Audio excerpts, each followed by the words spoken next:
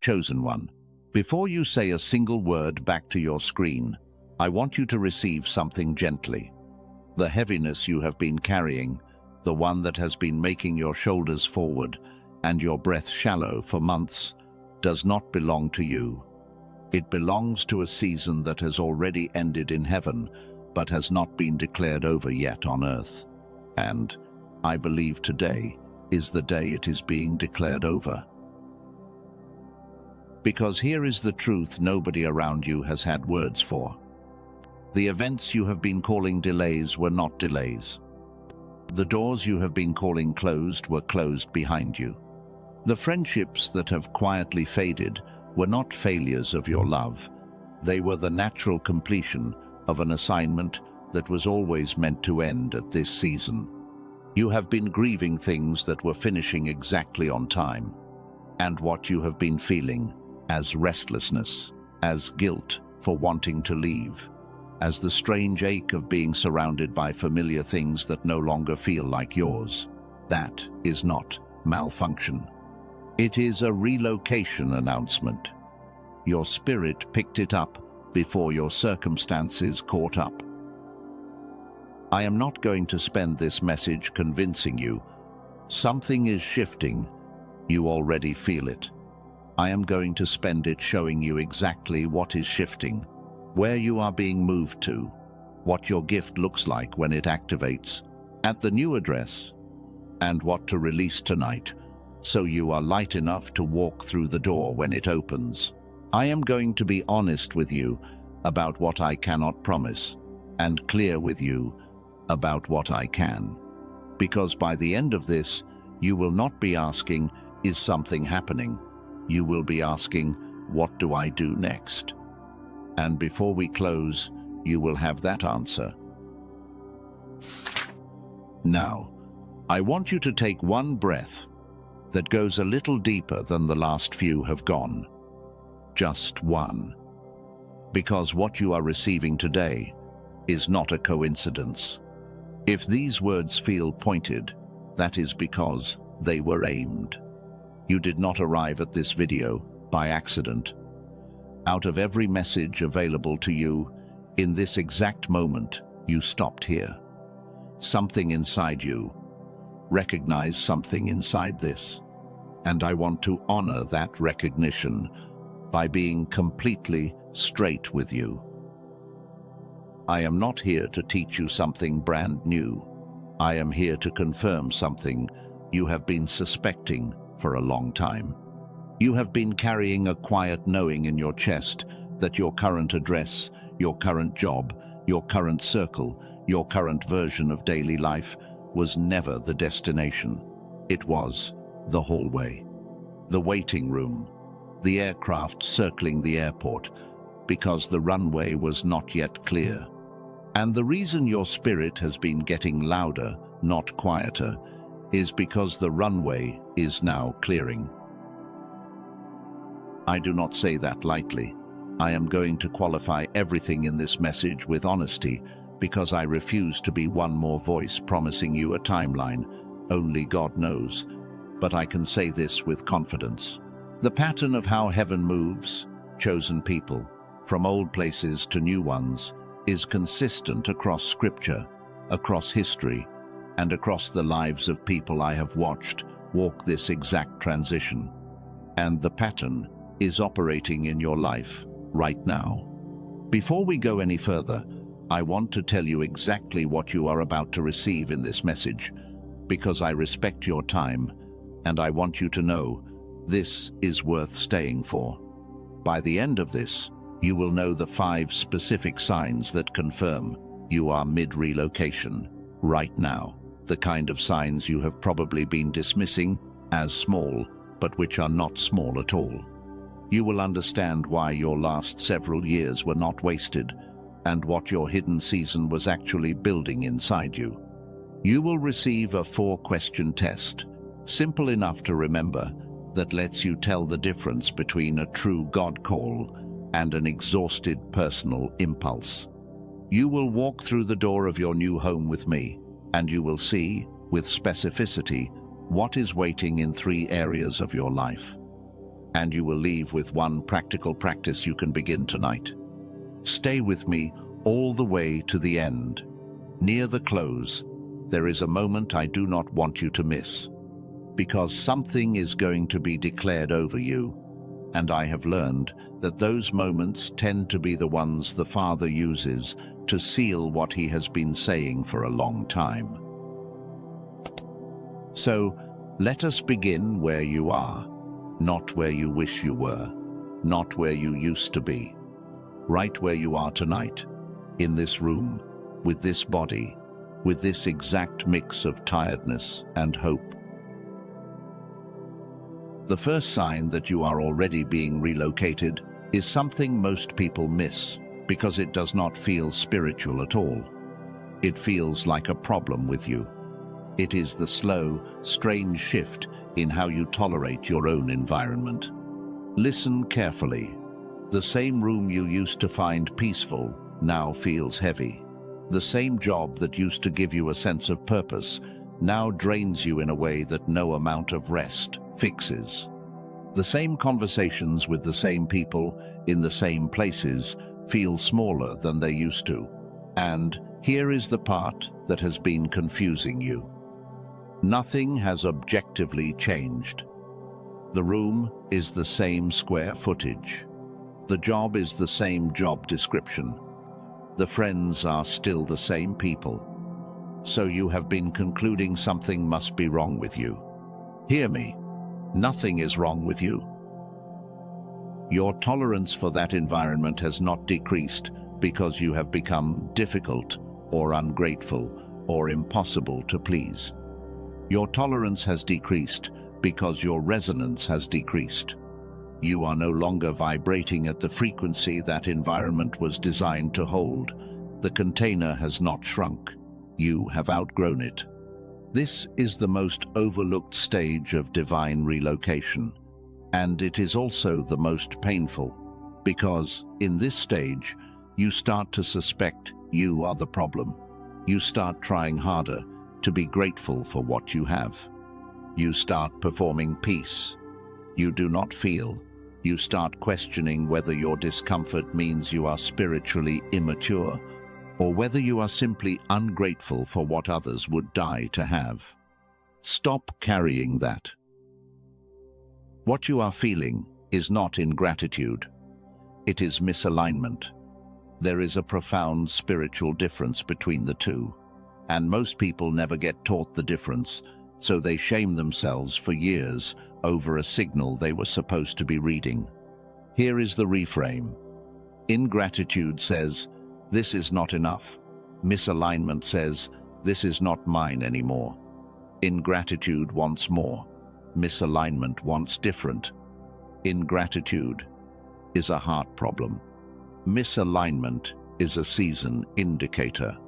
If you have been waking up with a tightness you cannot explain, sitting in rooms that used to feel safe and feeling like you do not quite fit anymore, walking into your own kitchen and feeling like a guest in your own life, you are not losing your mind. You are receiving the first sign. The environment did not change. You did. And the change is not regression. It is preparation. Some of you needed permission to stop calling that ingratitude. Receive it now. You have my permission, and I believe you have heaven's permission, to acknowledge that what once held you no longer fits you. That is not a failure of love. That is the natural sign of an assignment ending. The second sign is quieter than the first, but it is even more revealing. It is the slow detachment from routines that used to anchor you. You used to have rituals that gave your week shape. The morning coffee at the same place. The weekly call with the same friend. The Sunday routine. The certain restaurant on Friday nights. The exact way you started your day. These rituals were not just habits. They were emotional anchors. They told your nervous system, you are home, you are safe, you belong here. And now, those same rituals feel mechanical. You go through them, but they do not deliver the warmth they used to. The morning coffee tastes the same, but it does not feel the same. The weekly call still happens, but you find yourself looking at the clock more than you used to. The Sunday routine still completes itself, but something in you is no longer participating with full presence. You are physically there. You are not internally there. This is one of the clearest indicators of divine relocation, and almost nobody talks about it, so let me say it plainly. When God begins to move you, the first thing that loosens is not your circumstances. The first thing that loosens is your attachment. Your spirit begins to detach from the things that anchored you to the old address before the new address is visible. And the reason this is so important is because without this detachment, you would never be able to leave. The old anchors would hold you down even when the door opened. So, do not panic. When you notice that the things that used to comfort you no longer do, that is not a sign that you are becoming cold or disconnected. It is a sign that the spiritual roots are being loosened in preparation for transplant. I want to use that word carefully because I am going to come back to it. Transplant. Hold it for a moment. When a tree is being moved from one location to another, the very first thing the gardener does is loosen the soil around the roots. Not violently, gently, with patience, so that when the moment of lifting comes, the tree does not break. The roots are not being severed. They are being prepared to release without trauma. That is what is happening to you. The rituals are not failing. They are loosening. The friendships are not dying. In most cases, they are loosening. The internal commitment you used to feel to the city, the church, the routine, the role, all of that is loosening, not because anything is wrong, but because something is preparing. If you have been wondering why you cannot make yourself care about things that used to feel important, this is your answer. You are mid-loosening. Trust the process. The version of you that needed those anchors is the version that is being released. The version of you who is emerging will find new anchors in the new soil. The third sign comes from a different direction, and it has been confusing many of you because it does not feel like restlessness in a normal sense. It is creative or spiritual restlessness without an obvious cause. You wake up with ideas, not the usual kind, the kind that have nowhere to land in your current life. You feel a pull to write something, to build something, to teach something, to start something, to say something out loud that does not fit anywhere on your current schedule, your current platform, your current job, your current relationships.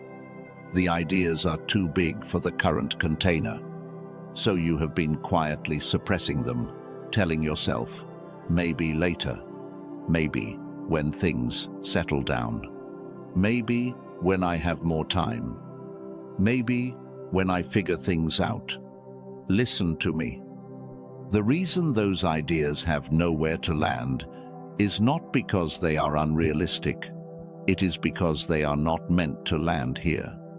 They are descriptions of the new address being whispered to you in advance. When God begins to relocate you, He often gives you glimpses of the new assignment before He gives you the new address. He is depositing the seeds of who you are about to become into the soil of who you currently are.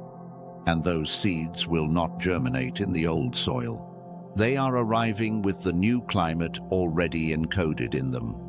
You are not crazy for feeling like the version of you who is emerging is bigger than the life you currently lead. You are receiving the third sign. Your capacity has outgrown your container. The container is not bad. It served its purpose. But it cannot hold what you are becoming. I want to be careful here. because I do not want anyone to walk away from this message and quit their job tomorrow on the strength of one feeling. So, let me qualify. The presence of these ideas is a sign. It is not, by itself, a command to immediately rearrange your entire life. We are going to talk later in this message about how to discern timing. For now, just receive the recognition. The restlessness is not malfunction. It is announcement. If your spirit has been pulling you toward expressions, work, voice, or contribution you cannot currently deploy, that pull is not vanity. That pull is signal. The new address has been described to you in fragments. The fragments are real. The fourth sign is the one that makes some people uncomfortable, because it sounds like superstition until you start paying attention. It is the repeating presence of go prompts in scripture, in dreams, and in unrelated conversations with strangers. Let me describe what this looks like, so you can recognize whether it has been happening to you. You open scripture. You land on a passage about Abraham being told to leave his country.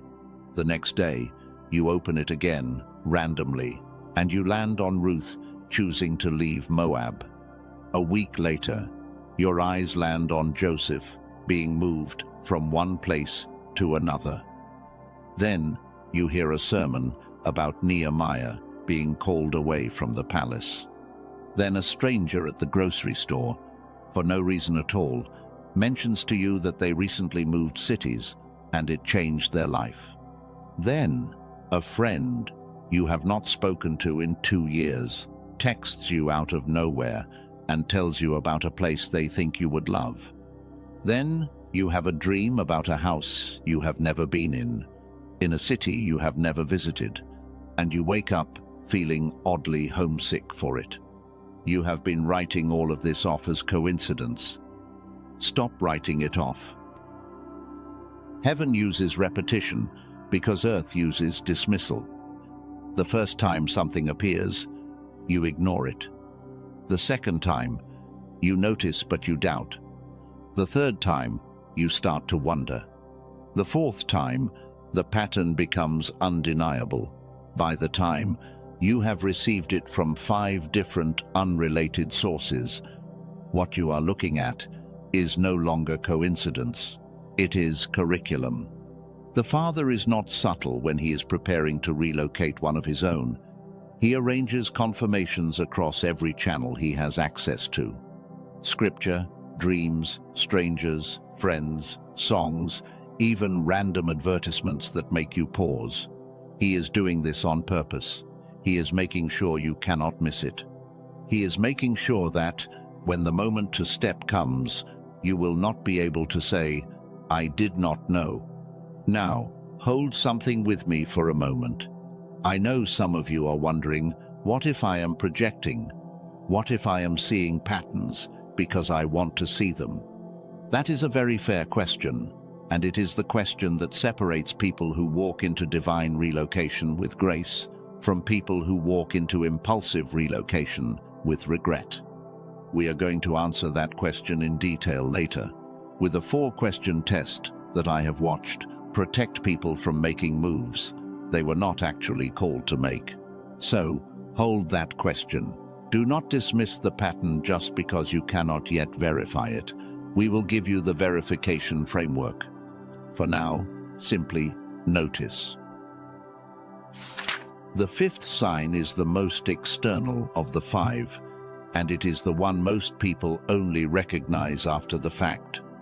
It is the sudden appearance of timing, coincidences, pulling you toward elsewhere. A job opportunity in a city you were not even thinking about. A friend who recently moved invites you to visit, and during your visit, the place feels strangely familiar, like you have been there before, even though you have not. An unexpected financial movement, a refund, a bonus, an inheritance, a settlement that opens a door you assumed was closed, a lease expiring, 2, A contract not being renewed. A relationship reaching a quiet, mutual ending. A health event that forces you to reconsider how you have been spending your one life. Each of these by itself looks ordinary. Together, they form a pattern that ordinary cannot explain. When the internal readiness in you matches the external alignment around you, the timing is not coincidence. It is convergence.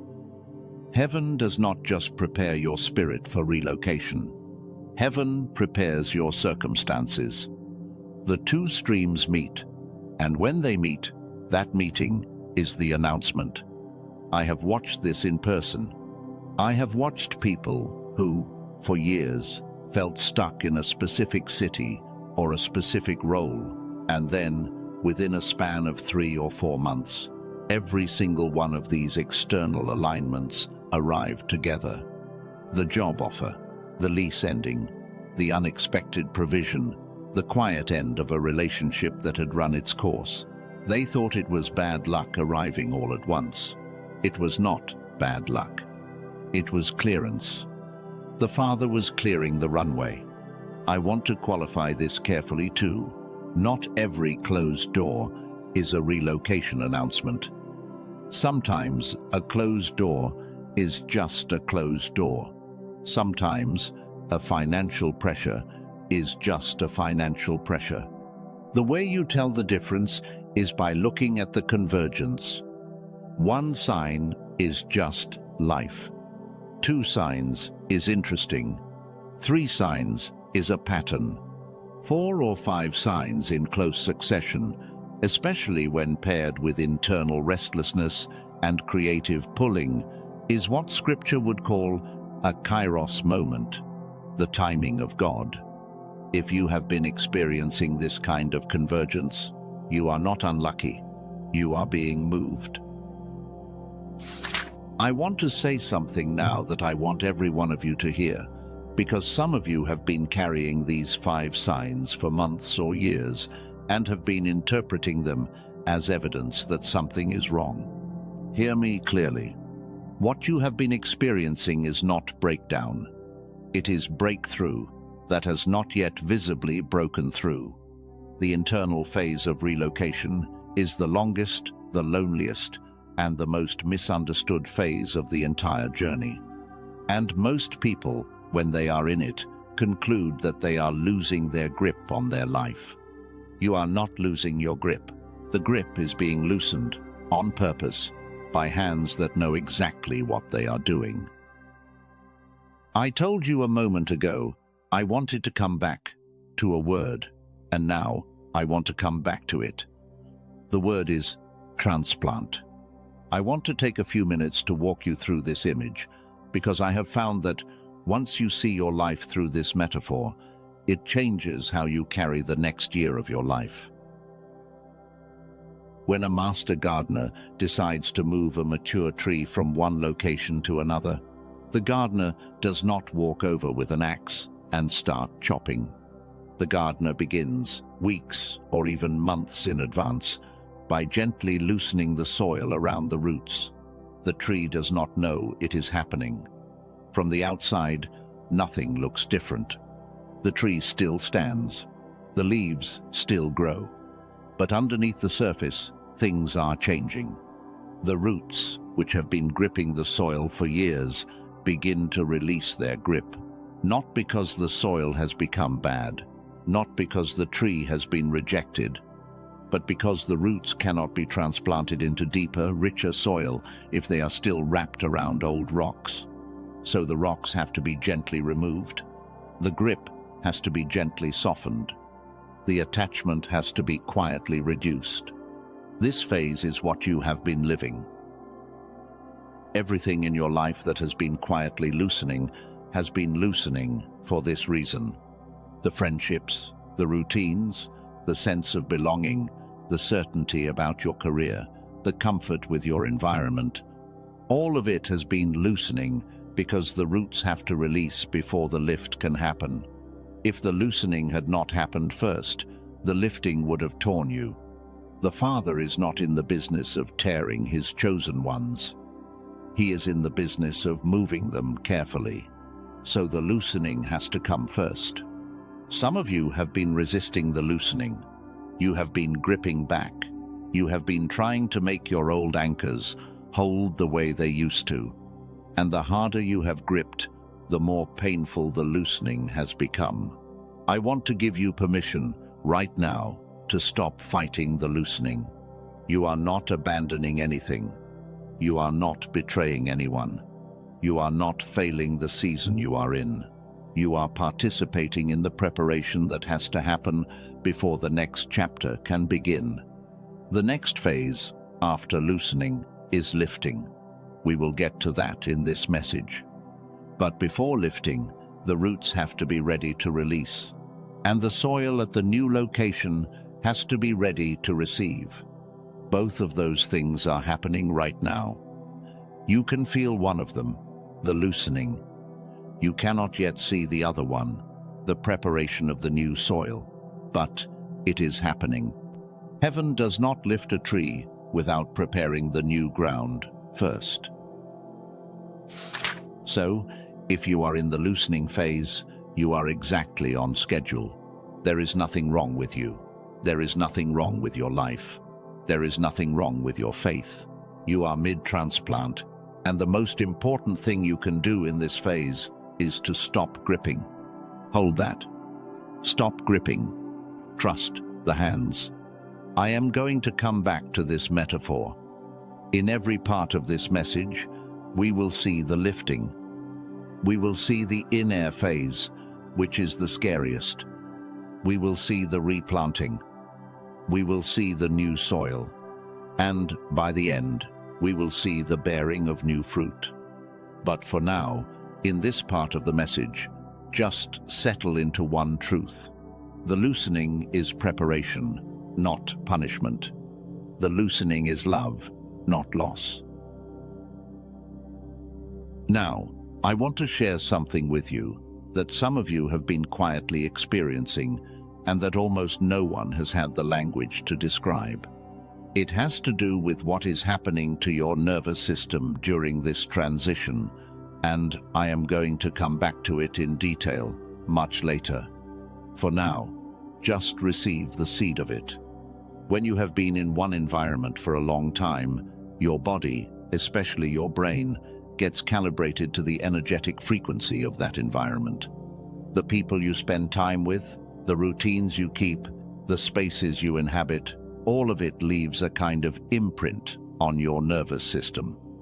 There is real, measurable neuroscience behind this. Researchers have studied it for decades. The brain produces specific frequencies, and those frequencies get patterned by the environment over time. Here is why this matters for what you are going through. When your spirit begins to move toward a new address, your spirit moves first. It is the fastest mover in your whole being. Your spirit has already arrived at the new location, in some sense, long before your circumstances catch up. But your nervous system, your body, your brain frequencies, those have been calibrated to the old environment for so long that they cannot easily release the old pattern. They keep producing the same brainwave rhythms that fit the old address, even though the spirit is calling them forward. This is one of the reasons divine relocation feels so disorienting. It is not just that your circumstances are changing. It is that your inner architecture is operating on two different timelines. Your spirit is in the future. Your brain is still in the past, and the gap between the two is where most of the discomfort lives. I want you to know something.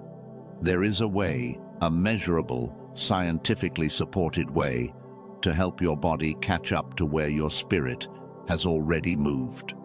It is one of the small mercies that has been given to those of us walking through transitions like this. I am going to come back to it, in detail, much later in this message, because I want to make sure you have the full context first. For now, just hold this. Your discomfort is not your fault. Your body is doing the slowest part of the work. There is help. We will get to it. Before we close this section and move into the next part of our journey together, I want to gather what we have just covered and seal it before the next layer arrives. You have learned, in the last several minutes, that what you have been calling stuckness has been the loosening of an anchor. You have learned that the 5 signs you have been dismissing as small are not small. They are the announcement. You have learned that the discomfort in your environment is not ingratitude, it is misalignment, and the difference matters more than almost anyone has told you. You have learned that the loosening of routines is not coldness, it is preparation. You have learned that the strange ideas pulling at you are descriptions of the new address being whispered in fragments. You have learned that the convergence of external alignments around you is not coincidence, it is clearance.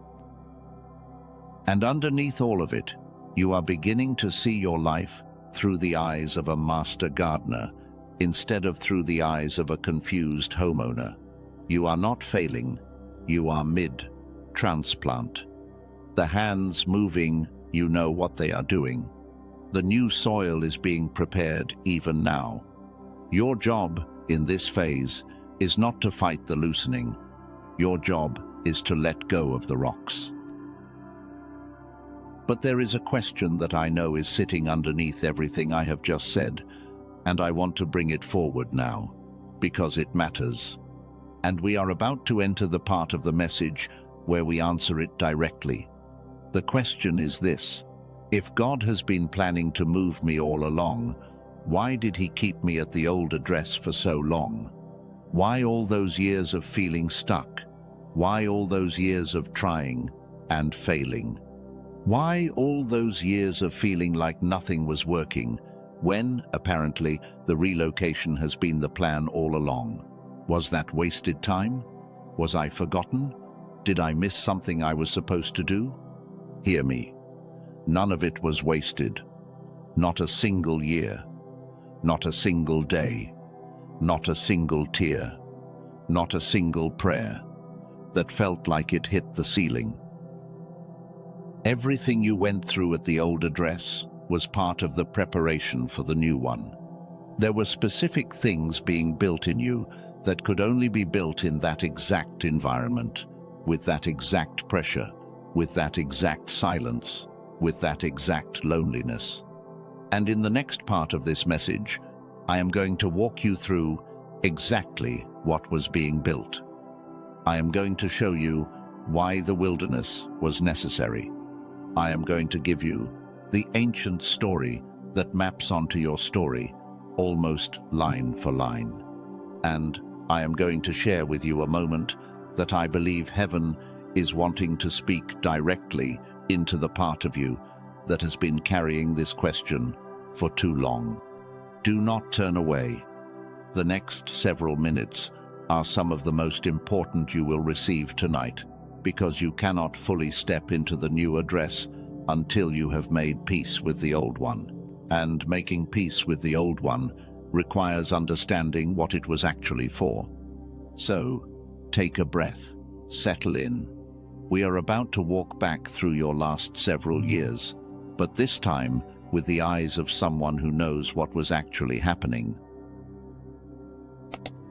Some of you have been quietly asking heaven the same question for years now, and you have never said it out loud because you are afraid of how it sounds. The question is this: if the relocation was always the plan, then what was all of that for? What was the silence for? What was the waiting for?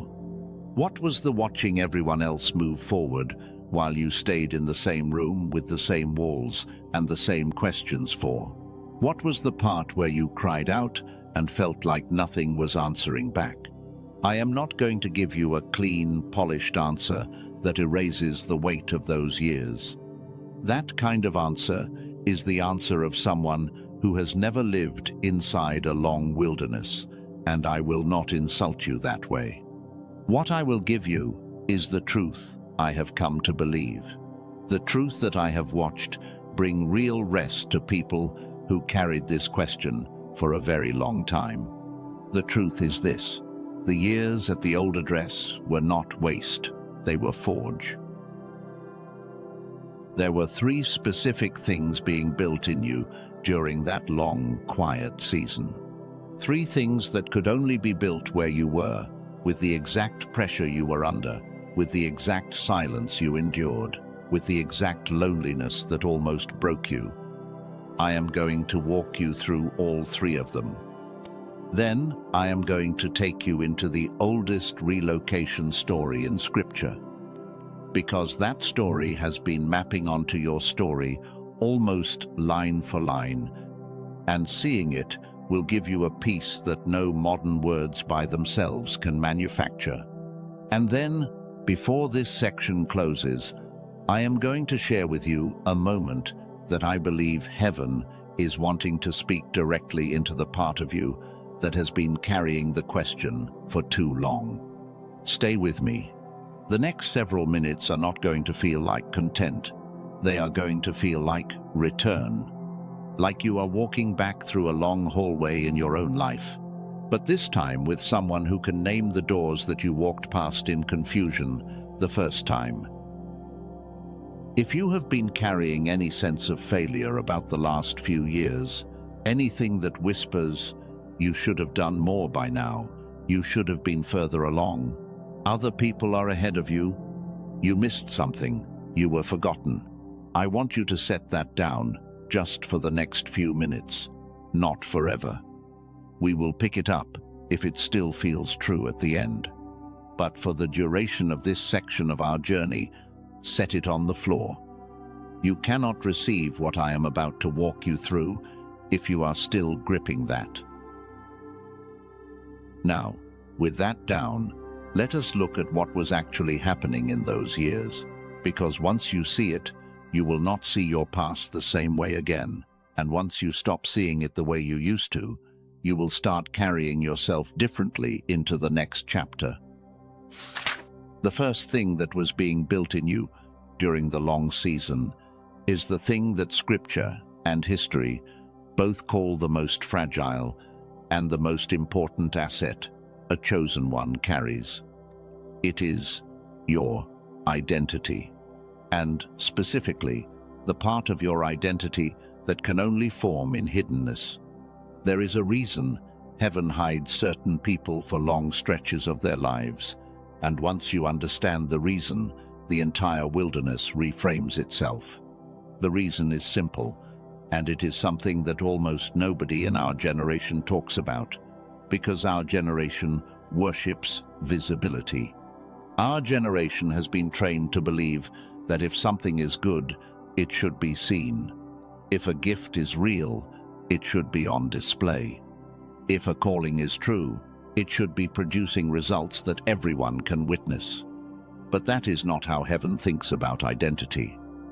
Heaven knows something we have forgotten. Heaven knows that a gift seen too early is a gift deformed. When a calling is exposed before its identity is formed, the calling will not survive the exposure. The person carrying it will mistake the attention for the calling. They will start performing the gift instead of carrying it.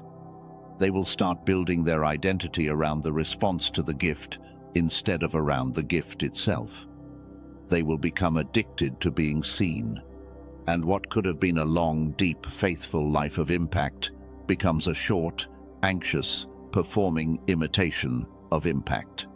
Heaven does not let that happen to its chosen ones, not without warning, not without offering them the wilderness first.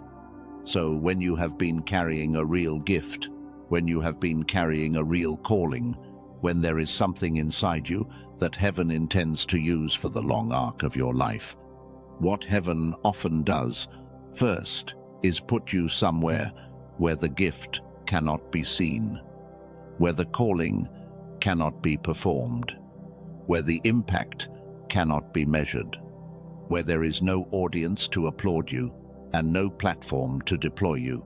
And the reason heaven does that is so that, in the silence, you have to figure out who you are when nobody is watching.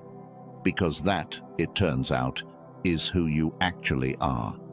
The version of you who exists when no one is responding is the only version of you that Scripture trusts to carry weight without breaking. You have been in that forge. The years that felt like nothing was happening were the years where the most important thing was happening. While the people who got noticed early were learning to crave the noticing, you were learning who you are without it. While the people who got promoted quickly were learning to need the promotion, you were learning to do the right thing, whether or not anyone ever saw it. While the people whose gifts were celebrated young were getting their identity tangled up in the celebration, you were getting your identity rooted in something that no human approval can move. That is not lost time. That is the deepest kind of preparation there is. Let me bring you a story from Scripture, briefly, because it will make this concrete. There is a young man named Joseph in the book of Genesis. His story is the story of someone whose identity had to be formed in hiddenness before his gift could be safely deployed. Joseph had a gift from the time he was very young. He could interpret dreams.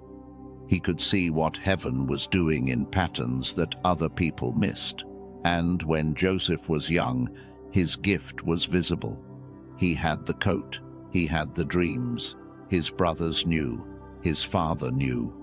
And what happened to that early visible gift? It almost destroyed him. His brothers turned on him. He was sold into slavery. He was thrown into a pit. He ended up in a foreign country. He ended up falsely accused. He ended up forgotten in a prison for 13 years. By most counts, the gift went underground. Now, here is what most people miss about that story. Joseph's gift did not weaken in those 13 years. His gift sharpened. But more importantly, his identity formed. The Joseph who walked into Pharaoh's palace was not the same Joseph who had been thrown into the pit. The pit Joseph was a young man with a gift, but with an identity not yet ready to carry the weight of the gift. The palace Joseph had an identity that could carry it. He could stand in front of the most powerful man in the known world and not lose himself. He could hold authority without becoming arrogant. He could hold abundance without forgetting where he came from. He could hold reunion with the brothers who had betrayed him without breaking, without revenge, and without bitterness. That capacity did not exist in him before the wilderness. The wilderness made him. I want you to hear what I am about to say, because some of you have been quietly comparing yourself to people whose gifts emerged earlier, and you have been concluding that you are behind. You are not behind. You are in formation. The people you have been comparing yourself to may have a gift that is visible, but you cannot yet see whether their identity is going to be able to carry the gift through the next 30 years of their life. Many gifts that emerge early do not last. Many people who were celebrated young end up consumed by what celebrated them. The ones whose gifts last, almost without exception, are the ones who had the long forge first. You have been in the forge. If you have spent the last several years feeling like your gift was being wasted, hear me, your gift was not being wasted. Your gift was being protected.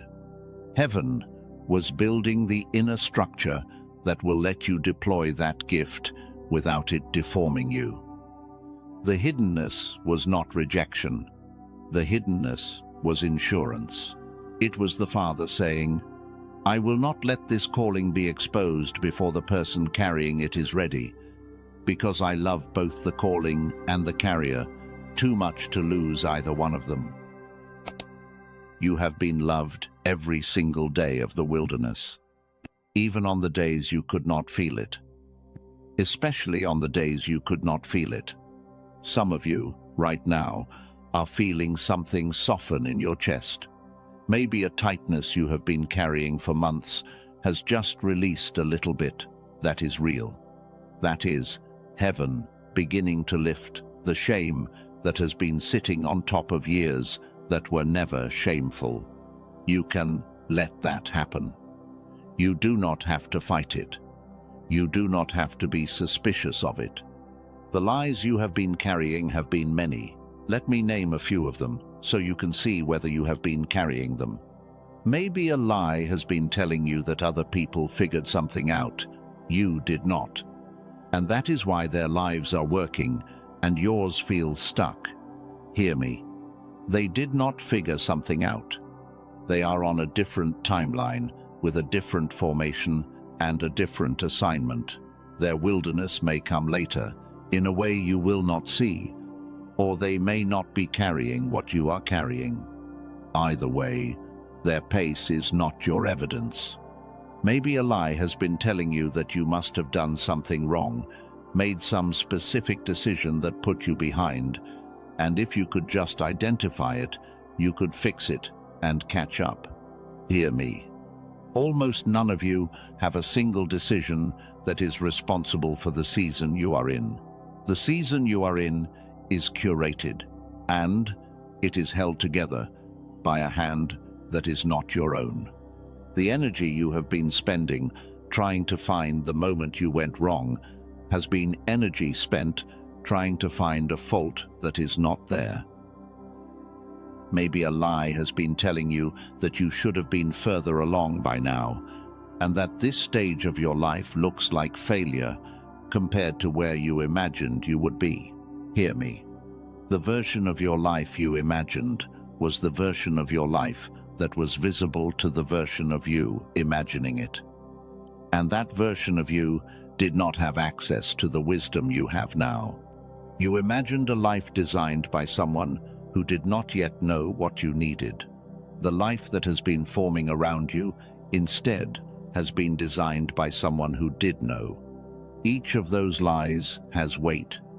Each of them has cost you nights of sleep. Each of them has whispered shame into a season that was actually grace. Set them down. So receive this.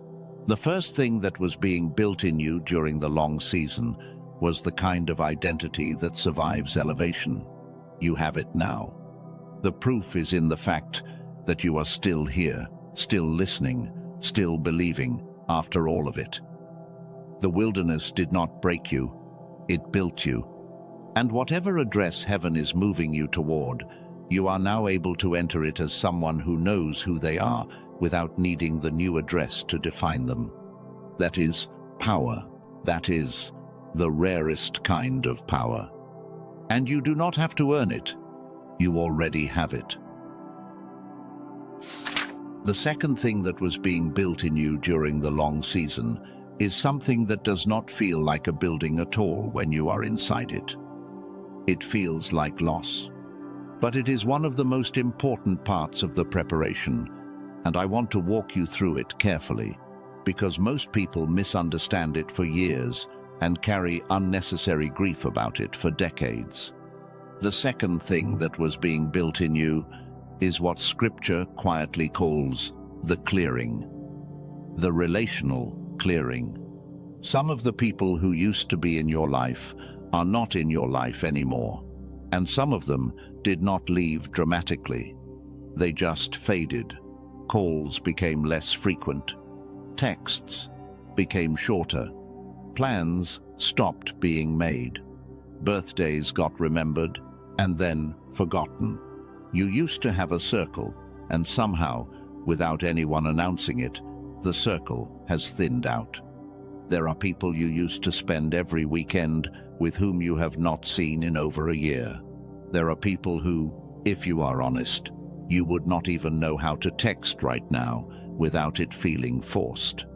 There are people who used to be central to your story and have quietly become characters from a chapter you have already lived. You have been carrying weight about that. I know you have. You have been wondering if you did something wrong. You have been wondering if you should have tried harder.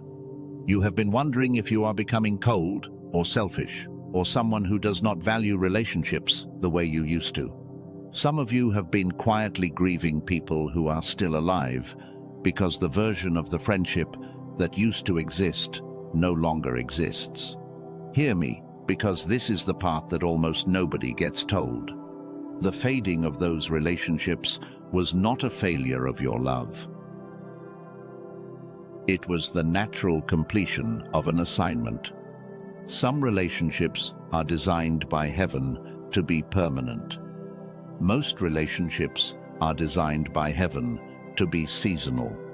And almost all of the relationships that have quietly faded from your life over the last several years were seasonal relationships, which means they were given to you for a particular phase of your becoming. They walked with you through what they were assigned to walk with you through. And then, when the assignment was complete, they faded. That is not abandonment. That is fulfillment. The reason this is so important to understand is because the new address you are being moved toward cannot be reached while you are still trying to drag every old relationship into it. Some of those relationships are not going with you, and that is not because they are bad people, and not because you are a bad person. It is because their assignment in your life was for the old address, not for the new one. To force them into the new address would be to ask them to do something they were never given to do. Let me make this practical, because I do not want this to stay abstract. There are usually 3 categories of relationships that fade during a season of divine relocation. The first category is the relationships that were good, healthy, and meaningful, but that were tied specifically to the old environment. The co-worker who became a real friend during 3 intense years at one job, but the friendship had its center of gravity at that workplace. The neighbor whose closeness was real, but was also tied to physical proximity. The friend you made during a specific life chapter, like raising young kids together, who is still on the same chapter when you are starting to leave it. These relationships were not fake. They were just rooted in soil that you are being moved out of. The second category is the relationships that, looking back honestly, were costing you something they were not giving back. Not abusive necessarily, not toxic in any obvious way, but you noticed, somewhere in the last few years, that you always left those interactions a little drained, a little smaller, a little less yourself. And you tried, because you are a faithful person, to keep showing up, but heaven has been letting those connections naturally loosen because they were never going to fit the version of you who is emerging. The third category is harder. It is the relationships with people who knew the surviving version of you, but cannot see the becoming version of you. These are people who, when they look at you, still see the person you were 5 years ago. They have not updated their picture. And every time you try to share who you are becoming, they respond to the old picture, not the new one. They do not mean any harm. They just have not been given the eyes to see what is forming in you. And every conversation with them quietly forces you back into a smaller version of yourself, because that is the only version they can see. The clearing of these relationships is one of heaven's mercies, even when it does not feel like mercy. Because the new address is going to require people who can see you the way you actually are, not the way you used to be. And one of the most important parts of being lifted into a new chapter is being given new people who can see the new chapter while it is still forming. I want to give you a small framework, just 2 questions that I have watched help people get peace about the relational clearing. The questions are simple. and you can carry them with you long after this message is over. The first question is this: does this person know the version of me I am becoming, or only the version I am leaving? That is not a judgment of them. That is just a recognition. Some people know the becoming you. Those are the relationships that are most likely to make the move with you. Other people, no matter how much you love them, only have access to the leaving you. Those are the relationships that, if they are going to continue, are going to require some real work and a willingness from both sides for the relationship to evolve. And some of them, even with effort, will not be able to evolve because the old picture is the only picture available. The second question is this: does the natural direction of this relationship pull me toward who I am becoming, or back toward who I am leaving? Again, this is not judgment. It is just direction. Some relationships, when you spend time in them, give you access to the version of you that is emerging. You leave those interactions feeling clearer, more yourself, more aligned. Other relationships, when you spend time in them, gently pull you back into old roles, old narratives, old versions of yourself. You leave those interactions feeling a little smaller, a little more confused, a little less aligned. The pull is not always intentional. It is just the gravity of who that person knew you to be. Use these two questions gently, not to cut people out, just to understand what is actually happening underneath the surface of your relational life. Because when you understand what is happening, you stop carrying false guilt about the changes that are unfolding without your consent. There is one more thing I need to say about this clearing, because some of you are still grieving someone specific who has faded, and I do not want to leave you stuck there. You are allowed to grieve them. Even if the relationship needed to fade for the right reasons, you are allowed to grieve who you used to be when they were close. You are allowed to grieve the version of life where they were a daily presence. You are allowed to feel the strangeness of being in a city, a season, a life, where someone who used to be central is no longer there. The grief is not a sign that the clearing was wrong. The grief is the appropriate honoring of something that was real. Grieve them and release them, both at the same time. That is the way through. Not pretending the loss does not matter, not bitterness about why it ended. Just the quiet, mature, sacred acknowledgement that something that was real has now completed its assignment, and you are free to keep loving the memory of it without trying to drag the form of it into your future. Some of the people who faded will return in a different form at the new address. Some of them will not. You do not have to know which is which. You just have to release the version of the relationship you used to know. The future will sort itself out, and heaven will surprise you with what comes back and what stays gone. So receive this. The second thing that was being built in you during the long season was a clearer relational landscape. You are arriving at the new address with fewer people, and the fewer people you are bringing with you are exactly the ones who belong in the next chapter. The thinning was not your failure. The thinning was preparation. The new address has new people in it, and they are already there, waiting. You will recognize them when you arrive. And the relationships that come at the new address are not replacements for the ones that faded. That is an important distinction. They are not the same shape, and they are not meant to fill the same hole. They are new shapes, designed for the new chapter, given to a version of you that the old relationships could not have known. You are not being asked to forget who you have lost. You are being asked to make room for who you have not yet met. The third thing that was being built in you during the long season is the most subtle of the three, and the one most people never notice in themselves until they need it. It is the development of discernment. Discernment is the spiritual ear. It is the ability to hear what is not being said.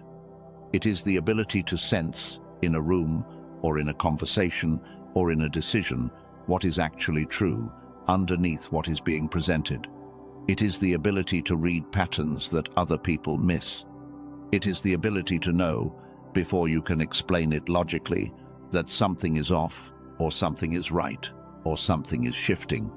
Discernment is the toolkit of every person who has ever carried real spiritual weight, and it is the one toolkit that cannot be downloaded from a book or borrowed from a teacher. Discernment is built in only one way. It is built through years of unanswered prayer. I want to sit with that for a moment, because I know it sounds strange. The years where heaven seemed silent. The years where you prayed and heard nothing back. The years where you cried out for direction and the only thing you got was more confusion. Those years were not heaven ignoring you. Those years were the training ground for the spiritual ear that you are about to need at the new address. Here is how this works, and I have watched it in person more times than I can count. When you spend years asking the Father questions and not receiving fast, clear, easy answers, something begins to happen to your inner ear. You start to notice nuance you would have missed before. You start to detect the difference between heaven's whisper and your own anxious self-talk. You start to recognize, almost without trying, when something is off in a situation other people are confidently saying is fine. You start to feel things in your spirit that you cannot defend logically, and you start, slowly, to trust those feelings because experience has shown you that they are usually right. That is discernment. And it is the kind of discernment that fast answers would not have produced. If heaven had given you clean, clear, fast answers every time you asked over the last several years, you would have a fragile ear right now. You would only know how to hear God when God was speaking loud and clear. You would have no internal capacity to sit with silence or to detect quiet movement or to wait through ambiguity. And the new address is going to require all of those abilities. The new address is not a place where heaven is suddenly going to start handing you clear instructions before every decision. The new address is a place where heaven is going to trust you with bigger calls, and bigger calls require sharper ears. You cannot make a bigger call with a beginner ear. You cannot lead a community or steward a calling or carry a gift with the kind of discernment that only works when the message is loud. You need the kind of discernment that works in whispers. And the only way to get that kind of discernment is to spend years learning to listen when there are no whispers either. That is what you have been doing. You did not know it. You felt like you were failing the test.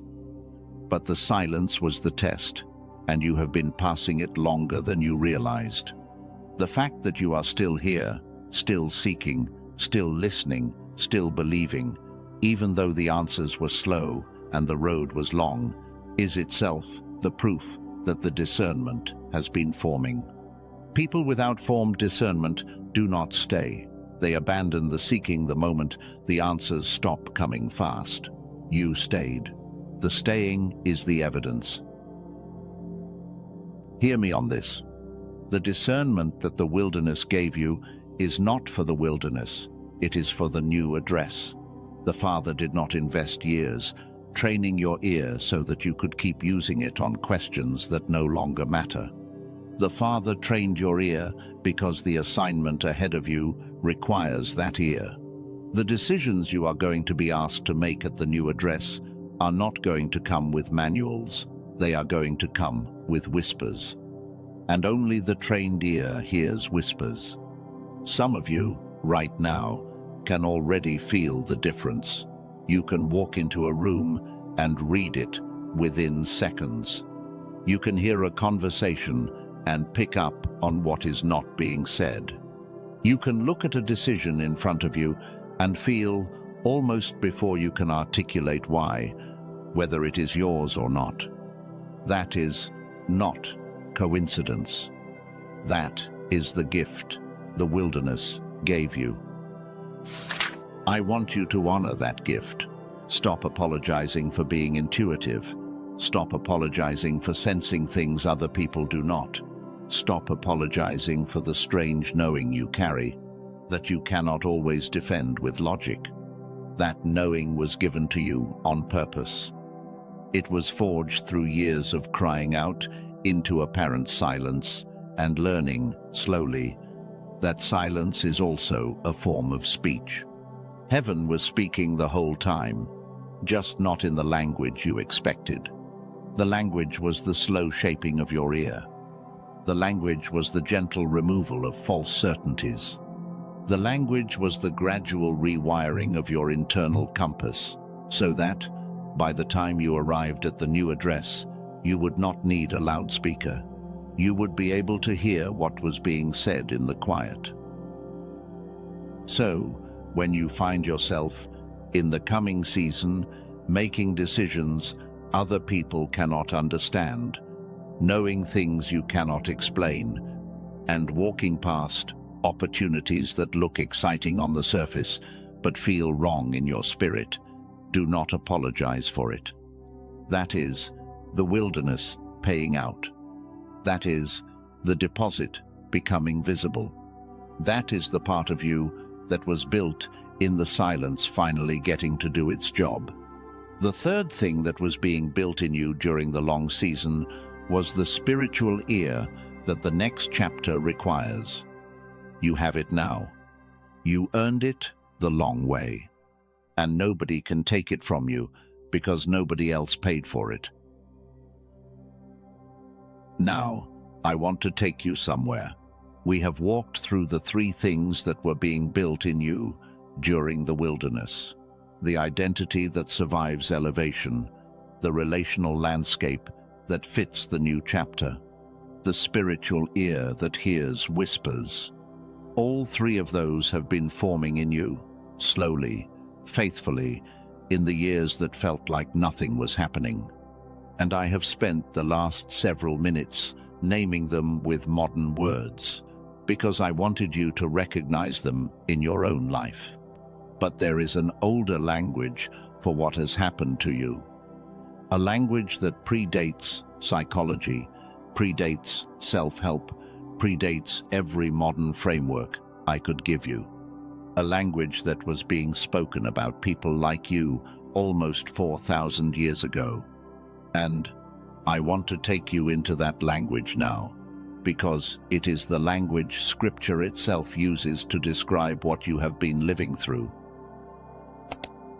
There was a man named Abram in the very early chapters of the book of Genesis. Most of you have heard his name before, even if you have not read his story closely. He was an old man, comfortable in the city of his ancestors, surrounded by the people he had grown up with, settled into a life that had its shape already established. By every measurement that mattered to the world he lived in, his life was complete. He was where he was supposed to be. He had what he was supposed to have. He had earned his rest. And then heaven spoke to him. The very first recorded words heaven says to Abram in the book of Genesis are not a long speech. They are short, they are direct, and they are aimed straight at his address.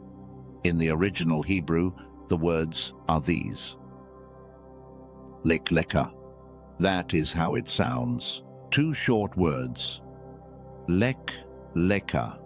Most translations of Scripture render those two words into English as something like get thee out, or go forth, or leave your country. And those translations are not wrong, but they are flat. They are missing the layered meaning that is alive inside the original. Because lek leka is not just a command to go somewhere. the way the Hebrew is constructed, with two words that share the same root, creates an internal echo. The first word, lek, means simply go. But the second word, leka, is what makes the phrase strange. Leka is a kind of reflexive marker that turns the going inward. Rabbis and scholars have written entire books on these two short words because the depth of meaning is unusual, even for a scriptural text known for layered meaning. The two words together can be translated more fully as something like go for yourself, or go to yourself, or go for your own benefit, or go toward who you actually are. The going is not just geographical. The going is interior. The going is the kind of going that uses external relocation to accomplish internal arrival. Sit with that for a moment, because it changes everything. Heaven did not tell Abram to leave his country in order to abandon his country. Heaven told Abram to leave his country in order to find himself. The address change was a vehicle. The destination was not actually a different place on the map. The destination was the version of Abram that could only exist somewhere else. That is the framework I want you to receive about the relocation that is happening to you right now. You are not being moved away from. You are being moved toward. And what you are being moved toward is not primarily a different city, a different job, a different house, a different community. Those things may all be part of it. Those things may all change. But the deepest thing you are being moved toward is yourself, the version of you that the old address could not contain. The version of you that has been quietly forming in the wilderness and has run out of room to grow where you are. Leka, go for yourself. Go to yourself. Go toward who you actually are. This is the oldest pattern in Scripture, and I want you to notice something else about Abram's story, because it is one of the most relevant details for what you are going through. When heaven told Abram to leave, heaven did not give him an address. Heaven did not tell him the city he was going to. Heaven did not tell him how long the journey would take. Heaven did not give him a map. Heaven did not tell him who he would meet on the road. Heaven gave him a direction, not a destination. The exact words were, "Go to a land that I will show you." Not, "Go to a land I am about to describe in detail." Not, "Go to a city whose coordinates I will now share." The land would be shown. As Abram walked, the land would be revealed. The destination unfolded one step at a time, and it could only be seen by walking into it. I cannot tell you how often I have watched modern people stuck in this exact same posture, refusing to move because they want a full address before they take the first step. They are praying for a destination. Heaven is offering them a direction. They are praying for certainty. Heaven is offering them faithfulness. They are praying for a map.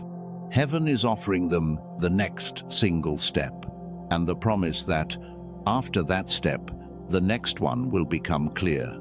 Heaven works that way for a reason. Heaven gives direction without destination, because if you knew the destination, you would not need to walk in faith. You would walk in calculation. And calculation does not produce the kind of person who can carry the new address when they arrive. Faithfulness does. So heaven only gives you what you need for the next step, because heaven is more interested in who you become on the road than in how quickly you arrive. You are being given direction. You are not being given a destination. That is on purpose. The direction is being whispered through every sign we have already discussed, and the destination will be shown, exactly as it was promised, when the time comes. Abram, by the way, was 75 years old when he was given this command. 75. He had not been waiting his whole life for this moment. Most of his life had been spent in the country. He was now being told to leave. He had no head start on the next chapter. He simply had a willingness, when the call came, to start walking. That is what is being asked of you. Not a head start, not a perfect plan, not a complete picture, just a willingness, when the call clarifies, to start walking. Now, I know, some of you are wondering, was Abram afraid? Did he know what he was doing? Did he have second thoughts? Did the whole thing make sense to him from the inside? And the honest answer is, the text does not tell us much about his internal experience. What we know is that he went. He gathered his household. He started walking, and he kept walking, through famine, through detours, through long stretches of waiting, through real failures along the way, through old age, through loss, through everything that came. He walked for the rest of his life. And the new address kept revealing itself, exactly as promised, one stretch at a time. Heaven kept the promise. The land was shown. If you are wondering whether heaven will keep the same promise to you, the answer that Scripture gives, and the answer that history gives, and the answer that the lives of countless chosen ones who have walked this same road give, is the same answer. The land will be shown. The next step will become clear. The promises will not fail. The hand that has been moving you through the wilderness will not let go of you on the threshold. You are not being asked to figure out the entire journey. You are being asked to take one step. After that step, the next one will appear. Leka, go, for yourself, toward yourself, into the version of you that the new address has been waiting to receive. Before we close this part of our journey together, I want to do something that I want you to receive with care. I want to share with you what I have been hearing in the Spirit as I have been preparing this message. I am not going to claim this as final word. I am not going to tell you, this is what God said. Full stop. Listen to me. I refuse to speak that way, because I take the weight of that kind of speech very seriously. But what I will tell you is this. There has been a word forming on my heart for those of you in this exact season, a word I have been carrying for a while now, and that, I believe, needed to land tonight. I will share it the way I have received it, and you will know in your own spirit, in your own quiet, whether it lands as truth for you or not. If it does not, set it aside. If it does, receive it slowly, the way you would receive something precious that someone has carried a long way to bring to you. If you are willing, take one breath, just one, and let your hand rest for the next 30 seconds, somewhere on your chest, or your stomach, or wherever you carry the weight of this season most. You do not need to move. You do not need to do anything. Just be present, in your body, in your seat, wherever you are. Here is the word. Daughter, son, this place was never your home. It was your training ground. And I did not abandon you there. I positioned you there. I positioned you exactly where I needed you to be. Positioned for exactly as long as the formation required, and not a single day longer. The years that felt like waste were not waste. The silence was not absence. The slow, quiet, hidden work I was doing in you was the most important work I have done in this season of your life, and it is finished now. The relocation has begun. Lift up your eyes. I have prepared the new address. I have prepared the people who are waiting for you there. I have prepared the work that has been waiting for your hands. I have prepared the quiet recognition that will meet you the first time you walk into the new room. None of it is going to be the way you have been imagining. Some of it will be smaller than you imagined. Some of it will be larger than you imagined. All of it will be exactly what your soul has been hungry for, even when you did not have words for the hunger. Do not be afraid of what is releasing. The releasing is my mercy. I am not taking from you what you needed. I am loosening what was holding you back. Trust the loosening. Trust the lifting that is coming.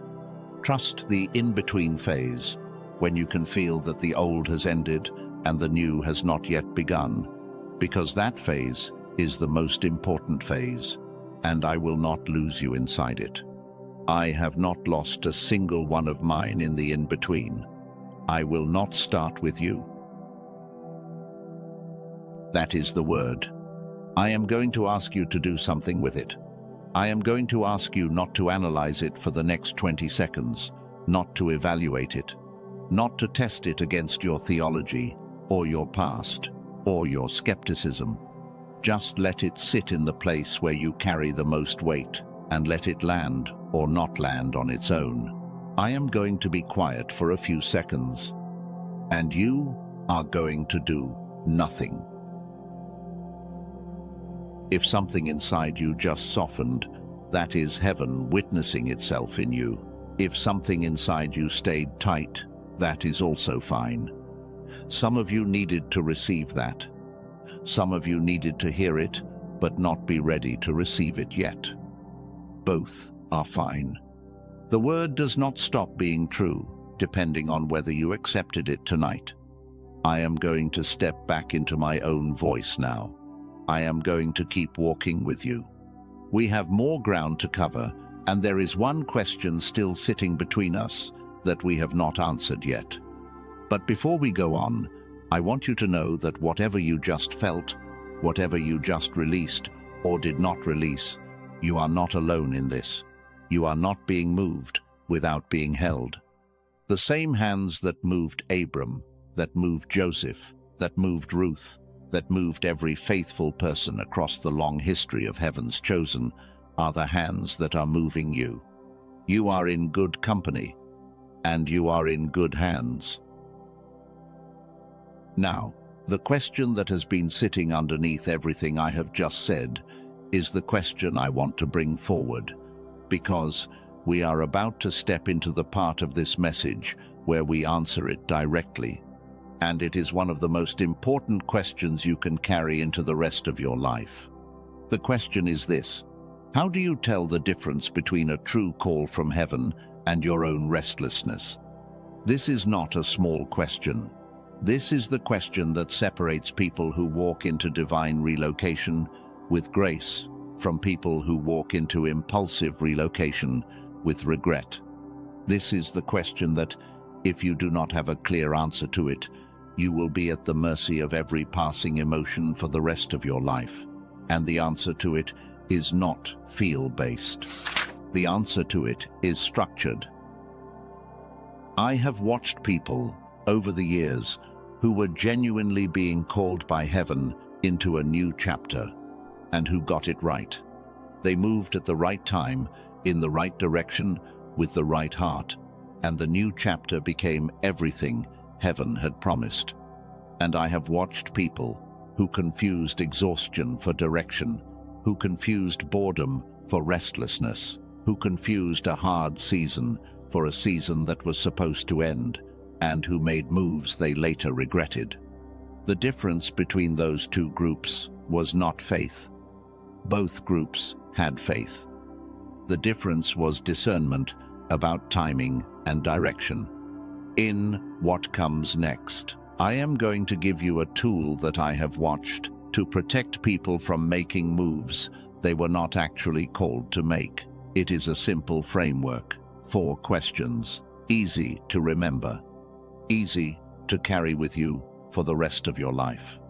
By the time we are done with it, You will be able to take any moment of restlessness, any apparent open door, any sense that a new chapter is beginning, and run it through these 4 questions and know, with reasonable confidence, whether the move is heaven or whether the move is impulse. This is one of the most practical sections of this entire message, and I want you to receive it carefully when we get there. But before we go there, I want to give you a moment to rest. Not a long moment, just a brief one, because we have just walked through a lot. We have named the wilderness. We have walked through 3 things that were being built in you. We have walked into the oldest relocation story in Scripture and let an ancient Hebrew phrase reframe what is happening to you. We have heard a word over you that some of you may need to keep sitting with. If you can, let your shoulders settle a little lower than they have been. Take one slow breath in, hold it for just a moment, and let it out, slowly, all the way to the bottom of the breath. Just one. We are going to keep walking together in a moment. Some of you are going to need to come back to this section more than once. The wilderness has been long, and the meaning of it does not always land the first time. That is fine. The meaning is patient. It will be here when you come back. The truth that the years were not wasted, that the formation was real, that the relocation has begun, will not stop being true while you are in the rest of your day. It is here. Take what you need. For those of you who are ready to keep going, I want to set the next stretch of our journey in front of you so you know where we are headed. We are going to walk into the 4-question test that I just promised you. We are going to take time with it, because each question matters, and you should leave this message with all 4 of them clear in your memory. Then we are going to talk about the obstacle that almost everyone hits in this exact season, the one that sneaks up on you, and that, if you do not name it, can keep you stuck on the threshold for years longer than necessary. Then we are going to walk through what the actual new address looks like and what is waiting for you there in 3 specific areas of life. By the time this message is over, you will not just have heard a word over your past. You will have a structure for your future. You will know how to test a moment of restlessness for whether it is heaven or whether it is exhaustion. You will know what obstacle is most likely to slow you down and how to walk through it without losing your way. You will know what your new address actually contains and how to recognize it when you arrive. And you will have one practice you can begin tonight that will hold you steady through the rest of this transition, no matter how long it takes for the visible parts to catch up. Stay with me. The most important parts of this message are still ahead. So, here is the question that opens our next stretch of the road. If you have been feeling restless, if you have been feeling like a door is opening, if you have been feeling like a season is ending, how do you know it is heaven? How do you tell the difference between a call you should obey and an impulse you should let pass? How do you avoid making a move that looks like obedience but is actually escape? That is the next door we walk through together. That is the question that has been sitting between us. And I want to bring it forward now, because the answer to it is one of the most important things you can carry into the rest of your life. Most people miss their relocation not because they did not see the signs. They miss it because they could not tell the difference between the call and their own exhaustion. They felt the unsettledness, they felt the pull, they felt the wilderness ending, and then, somewhere along the way, they confused tiredness for direction. They moved when they were depleted instead of when they were called. They left a job because they were burned out, not because heaven was leading them somewhere. They left a relationship because they were starving inside of it, not because the assignment had completed. They left a city because they wanted to escape, not because they had been called towards something else. And the moves they made, while sometimes necessary, were not the divine relocations they had been hoping for. They were impulse dressed in the clothing of obedience. I do not want that for you. You have come too far. The wilderness has been too long. The formation has been too real. You did not endure all of it just to make a confused move at the threshold and end up at another temporary address. The threshold deserves better. You deserve better. So, I am going to give you a tool that I have watched protect chosen ones from making moves they were not actually called to make. It is a simple framework, 4 questions. Easy to remember, easy to carry with you long after this message is over. Each of these 4 questions does something specific. Each one tests a different layer of the apparent call. Together, they form a filter that separates true direction from internal noise. By the time we have walked through all 4, you will be able to take any moment of restlessness, any apparent open door, any sense that a new chapter is beginning, and run it through the filter, and know, with reasonable confidence, whether the move is heaven or whether the move is your own exhausted self looking for an exit. I want to walk you through these slowly. Do not rush ahead. Do not skip any of them. Each one matters. The first question of the threshold test is this: is what you are feeling pulling you towards something or pushing you away from something? That is the whole question, toward or away. And the difference between those 2 prepositions is the difference between a divine relocation and an exhausted exit. When heaven calls a chosen one into a new chapter, the call has a destination embedded in it. The destination may be vague, the details may be unclear, the map may not be drawn yet, but there is a direction. There is a sense of pulling.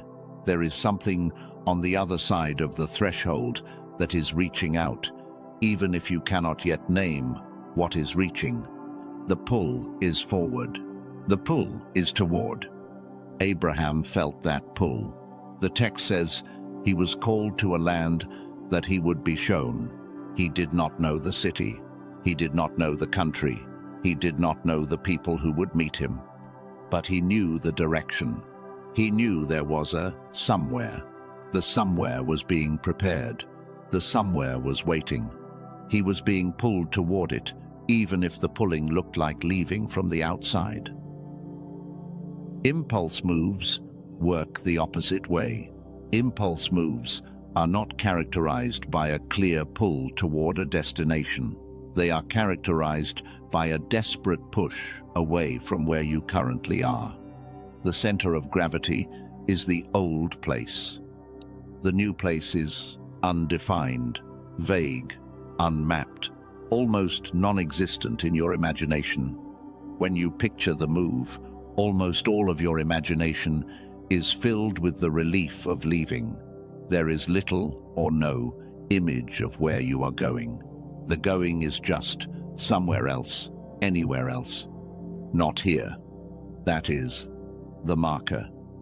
If your imagination of the move is mostly about getting out and almost nothing about getting in, what you are feeling is probably impulse, not call. Let me give you a way to test this on yourself in the next 30 seconds, without doing anything in your body, without changing your breathing, without moving from where you are right now, just in your imagination. Picture yourself 30 days after you have made the move. The move has happened. The decision has been made. You are now in the after of it.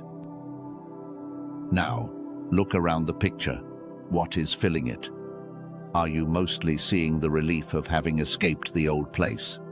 Are you mostly seeing how much lighter you feel because you are no longer where you used to be? Or are you seeing the actual contents of the new chapter? The new room, the new work, the new conversations, the new people, the shape of life. On the other side, if your imagination is 80% escape and 20% destination, you are looking at impulse. If your imagination has substantial content about the destination, even if the details are blurry, you are looking at call. The proportions matter. I am not saying that being tired of the old place is wrong. It is not wrong. The old place may genuinely be wearing on you, and that wearing may be a real signal. What I am saying is, the wearing alone is not enough to confirm the move. The wearing has to be paired with a forward pull. If you have only the wearing, you have only half of the test. The other half is the pull. The pull is what tells you that the leaving is an arrival in disguise. Hold this question in your mind, toward or away. Run any apparent call through it before you take any action. The question alone, asked honestly, will protect you from a surprising number of mistakes. The second question of the threshold test is this: does what you are feeling require courage, or does it require numbing? This one is harder than the first one, and most people do not recognize the difference until they have already made an impulse move and felt the consequences. So, I want to walk you through it carefully. True calls require courage.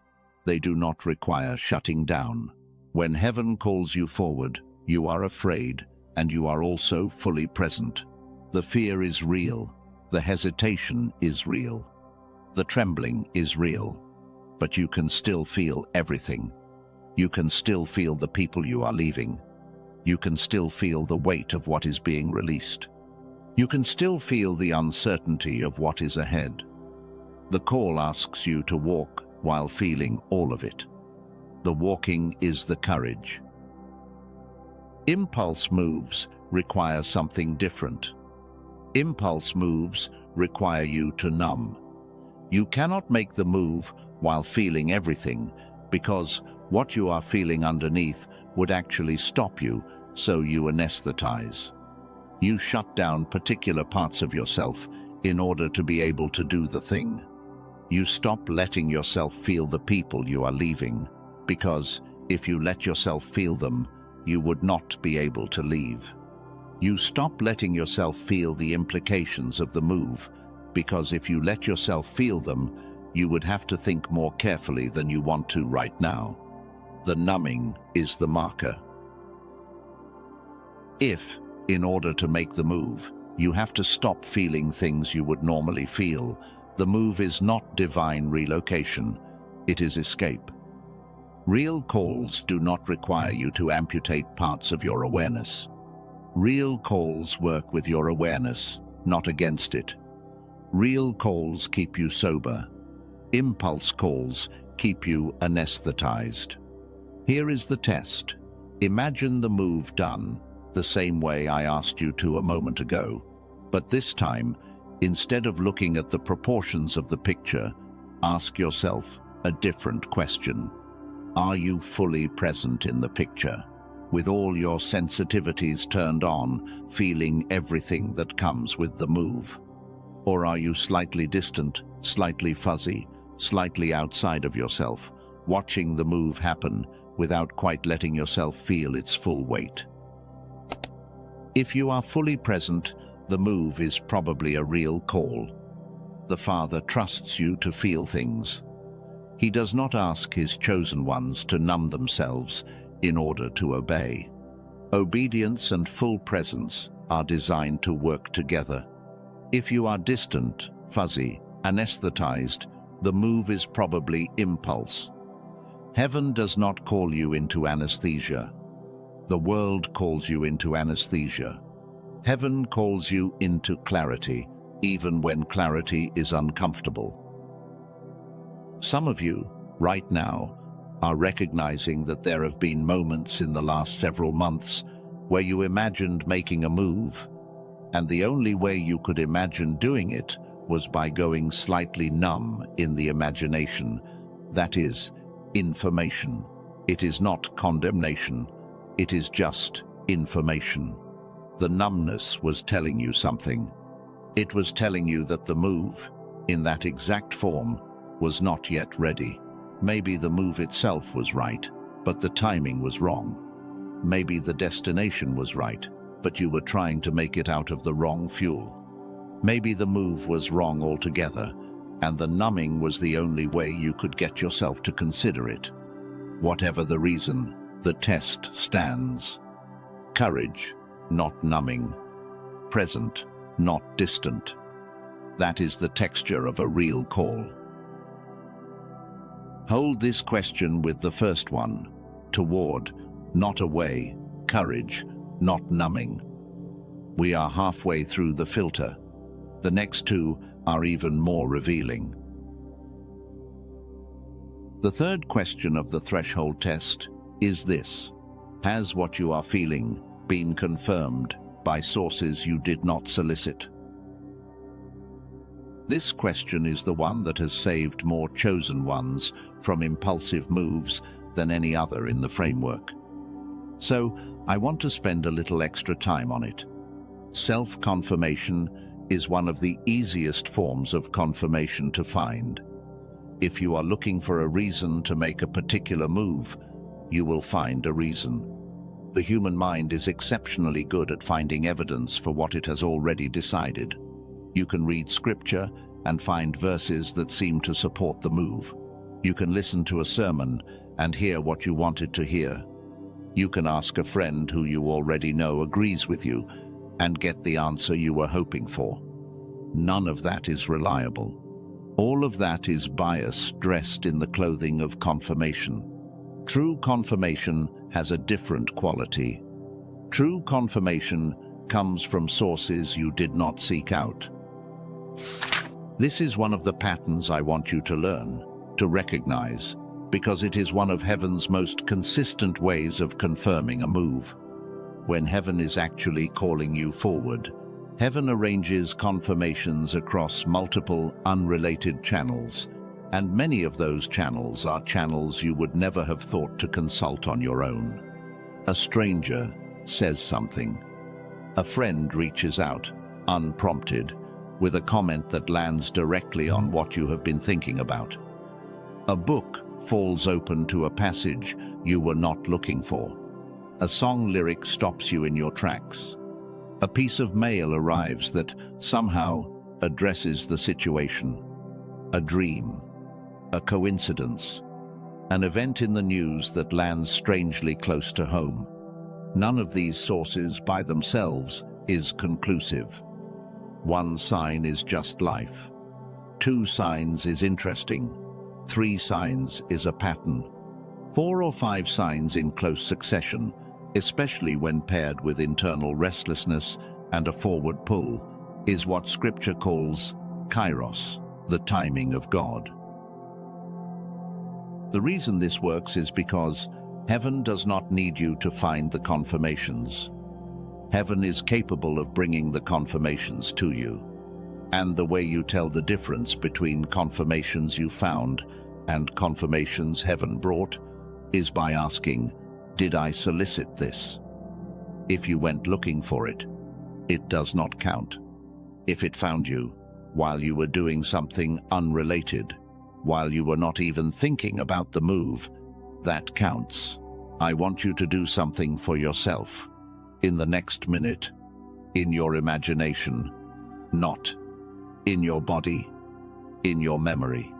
Think back over the last few months and quietly count the confirmations that have come to you unsolicited, not the ones you went looking for, the ones that arrived, the strangers who said the strange thing, the text that came from someone unexpected, the book that landed in your hands, the dream that woke you up, the conversation that drifted on its own toward exactly what you have been feeling. How many? If you can count 3 or more in the last 6 months, you are in the territory of a real call. If you can count 5 or more, you are almost certainly in the territory of a real call. If you can count fewer than 3, you may be in the territory of a real call that is still in the early stages. Or you may be in the territory of an impulse that is dressing itself up as a call. Either way, the count is information. This is not magic. This is pattern recognition. Heaven is patterned. Heaven is consistent. Heaven uses the same kinds of confirmations across thousands of years of recorded chosen ones. The pattern shows up in your life the same way it showed up in theirs. The only difference is whether you have been paying attention. Some of you have been dismissing confirmations for a long time because you did not have a framework for receiving them. You called them coincidences. You called them random. You called them the brain, finding patterns where none exist. I am inviting you, gently, to revisit that dismissal, not to become superstitious, not to start seeing signs in everything, just to notice the pattern of unsolicited arrivals and to count them honestly. The count tells the truth. Hold this question. Toward, not away. Courage, not numbing. Confirmed by sources I did not solicit. 3 filters down, 1 more to go. The 4th question of the threshold test is this: are you willing to wait if heaven says, the timing is not now? This is the simplest of the 4 questions, and it is also the most revealing. True calls survive delay. False urgencies do not. When the call is real, the call has staying power. You can sit with it for a day, and the call is still there. You can sit with it for a week, and the call is still there. You can sit with it for a month, and the call is still there. The shape of it may evolve, the details may sharpen, but the underlying direction, the underlying pull, the underlying sense that this is where heaven is leading you does not weaken, it strengthens. Because true calls are not generated by your emotions. They are anchored in something deeper than your emotions. Your emotions can rise and fall, and the call remains. False urgencies are different. False urgencies are emotion-shaped. They have the energy of a wave, not the depth of a current. The wave rises, it crests, and then, if you do not act on it immediately, it crashes. The urgency drops. The clarity fades. The certainty evaporates. And what you are left with, 2 days later, is a sense of having almost done something that, in the calmer light of distance, does not seem nearly as urgent as it did in the moment. This is why I want to give you a small protocol that goes alongside this question. I am going to call it the day and a night pause. We will return to it later in this message in more detail, but I want to introduce it now because it is the practical application of the 4th question. Whenever a sign arrives in your life that looks like confirmation, whenever an apparent open door opens, whenever you feel the urgency to make a move, do not act on it immediately, even if it feels right. Even if every part of you wants to say yes within the next 30 seconds. Let it sit for a day and a night. Just 1 full cycle of the day. Wake with it. Walk through your normal day with it. Sleep on it. Wake again. Look at it in the morning light. If, after a day and a night, the apparent call still feels aligned, still has the same internal yes that it had when it first appeared, still passes the first 3 questions of the threshold test, you can move toward it with confidence. The call has survived the most basic test of authenticity. It has survived the natural drop in urgency that happens to all impulses overnight. If, after a day and a night, the urgency has dropped, the certainty has faded, or one of the first three questions has started coming back as no, you have just been protected from a move that would have looked like obedience, but was actually exhaustion. The day and a night pause is not a delay, it is a filter. The filter loses you. Nothing. True calls survive it. False urgencies do not. The ones that do not survive were not yours to act on. I want to be clear about something. The fourth question is not asking you to be willing to wait forever. It is not asking you to be willing to ignore a call indefinitely. It is asking you whether you are willing to wait if the timing is not now. Whether the call has the depth to last beyond the moment of its first appearance. Whether your sense of forward movement is anchored in something deeper than the rush of the immediate. If the answer is yes, the call is probably real. If the answer is no, what you are feeling is probably impulse. That is the fourth question. Toward, not away. Courage, not numbing. Confirmed by sources I did not solicit. Willing to wait if the timing is not now. 4 questions, simple to remember, easy to carry, powerful enough to filter almost any apparent call you will ever encounter. Now, before we move on, I want to do something with these 4 questions that I think most teachers skip. Run them right now against the relocation you have been sensing in your own life. Not in detail, just lightly. Take the most obvious version of the move you have been feeling and walk it through the 4 filters in your imagination in the next 60 seconds. Is what you are feeling pulling you towards something or pushing you away from something? Sit with that question for 10 seconds. Notice your honest answer. Does what you are feeling require courage, or does it require numbing? Sit with that question for 10 seconds. Notice your honest answer. Has what you are feeling been confirmed by sources you did not solicit? Sit with that question for 10 seconds. Notice your honest answer. Are you willing to wait if heaven says the timing is not now? Sit with that question for 10 seconds. Notice your honest answer. Now, look at what came up. Most of you, if you are honest with yourselves, just discovered that you have already passed all 4. You have been pulled towards something more than you have been pushing away. You have been able to imagine the move while staying present, not numbed. You have received confirmations from sources you never sought. And the call has had the staying power to last longer than a day, or a week, or a month. It has been with you for a while now. It is not impulse, it is call. If that is what just came up for you, hear me carefully.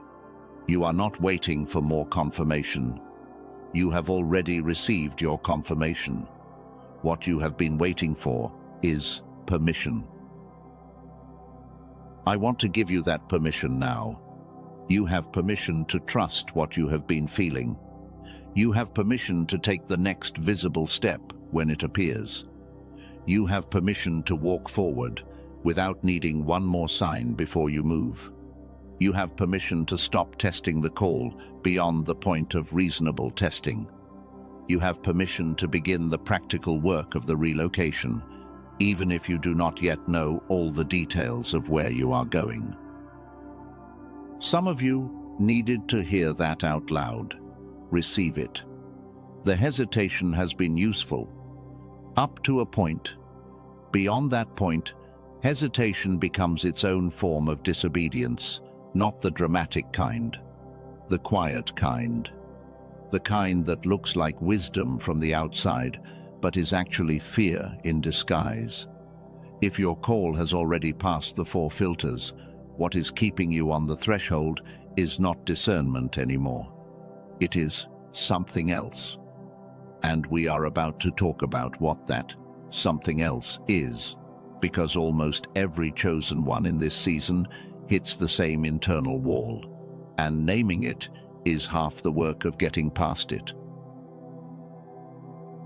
Here is what almost nobody tells you about a divine relocation. The hardest part is not the new address.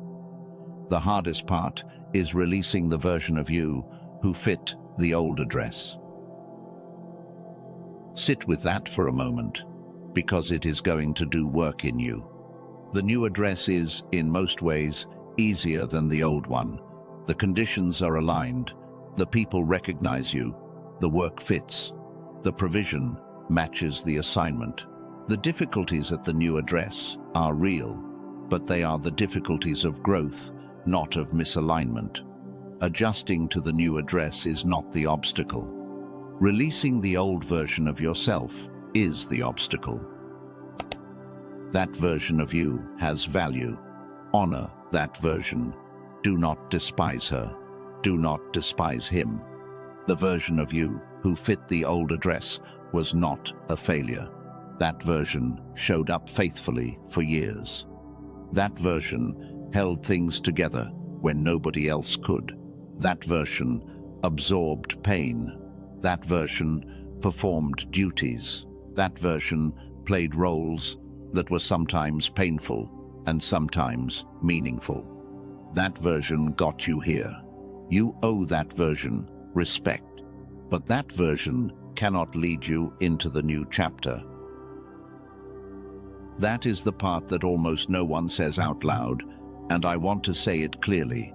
The version of you who fit the old address is not the version of you who is going to inhabit the new one.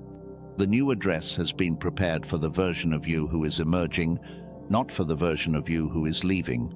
If you arrive at the new address, still operating as the old version, you will, almost without realizing it, recreate the old address inside the new one. The new soil will receive the old roots, and the old roots will produce the old fruit. And you will wake up in your new home and find, to your confusion, that it has started to feel like the old one. This happens more often than you would think. Chosen ones who took the leap, made the move, walked into the new address, and within a year found that the new place felt familiar in all the wrong ways. They had moved. They had not relocated. The geography changed. The internal architecture did not. The reason this happens is because they brought the old version of themselves with them. They did not release her. They did not release him.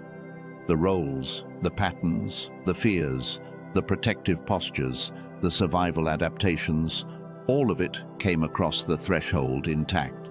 And once those things were in the new home, they began to recreate the conditions of the old one. I do not want that for you. So, I am going to ask you to do something hard, but freeing. I am going to ask you to identify, in your own mind, the version of you who fit the old address, and to begin the work of releasing her. Releasing him. You can recognize that version by listening to a particular voice that lives inside you. The voice that says, "But I have always been the one who." The voice that completes that sentence with all the roles you have played. I have always been the one who keeps things together. I have always been the one who absorbs the family chaos. I have always been the one who is reliable. I have always been the one who shows up. I have always been the one who is the strong one. I have always been the one who says yes. I have always been the one who handles things. Each of those sentences is naming a piece of the old version of you. Each of those sentences is a role that was taken on, sometimes for very good reasons, in the environment of the old address. Each of those roles was tied to that environment. Each of those roles helped you survive there. And each of those roles, if you bring it across the threshold without examining it, will begin to recreate the old environment in the new one. I am not asking you to become irresponsible. I am not asking you to abandon the people you love. I am not asking you to become someone you are not. I am asking you to notice which parts of who you have been were responses to the old environment, and which parts are who you actually are. They are not the same.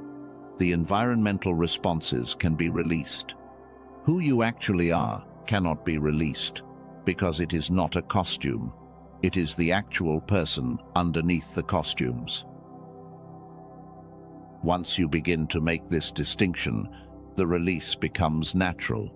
You stop performing the roles you do not need to perform anymore. You stop saying yes to things that the old version of you would have said yes to automatically. You stop showing up in shapes that are no longer yours. You start to feel, for the first time in a long time, like you are wearing your own skin. The skin underneath all the survival shapes is your skin. It has been there the whole time. The new address will receive that skin.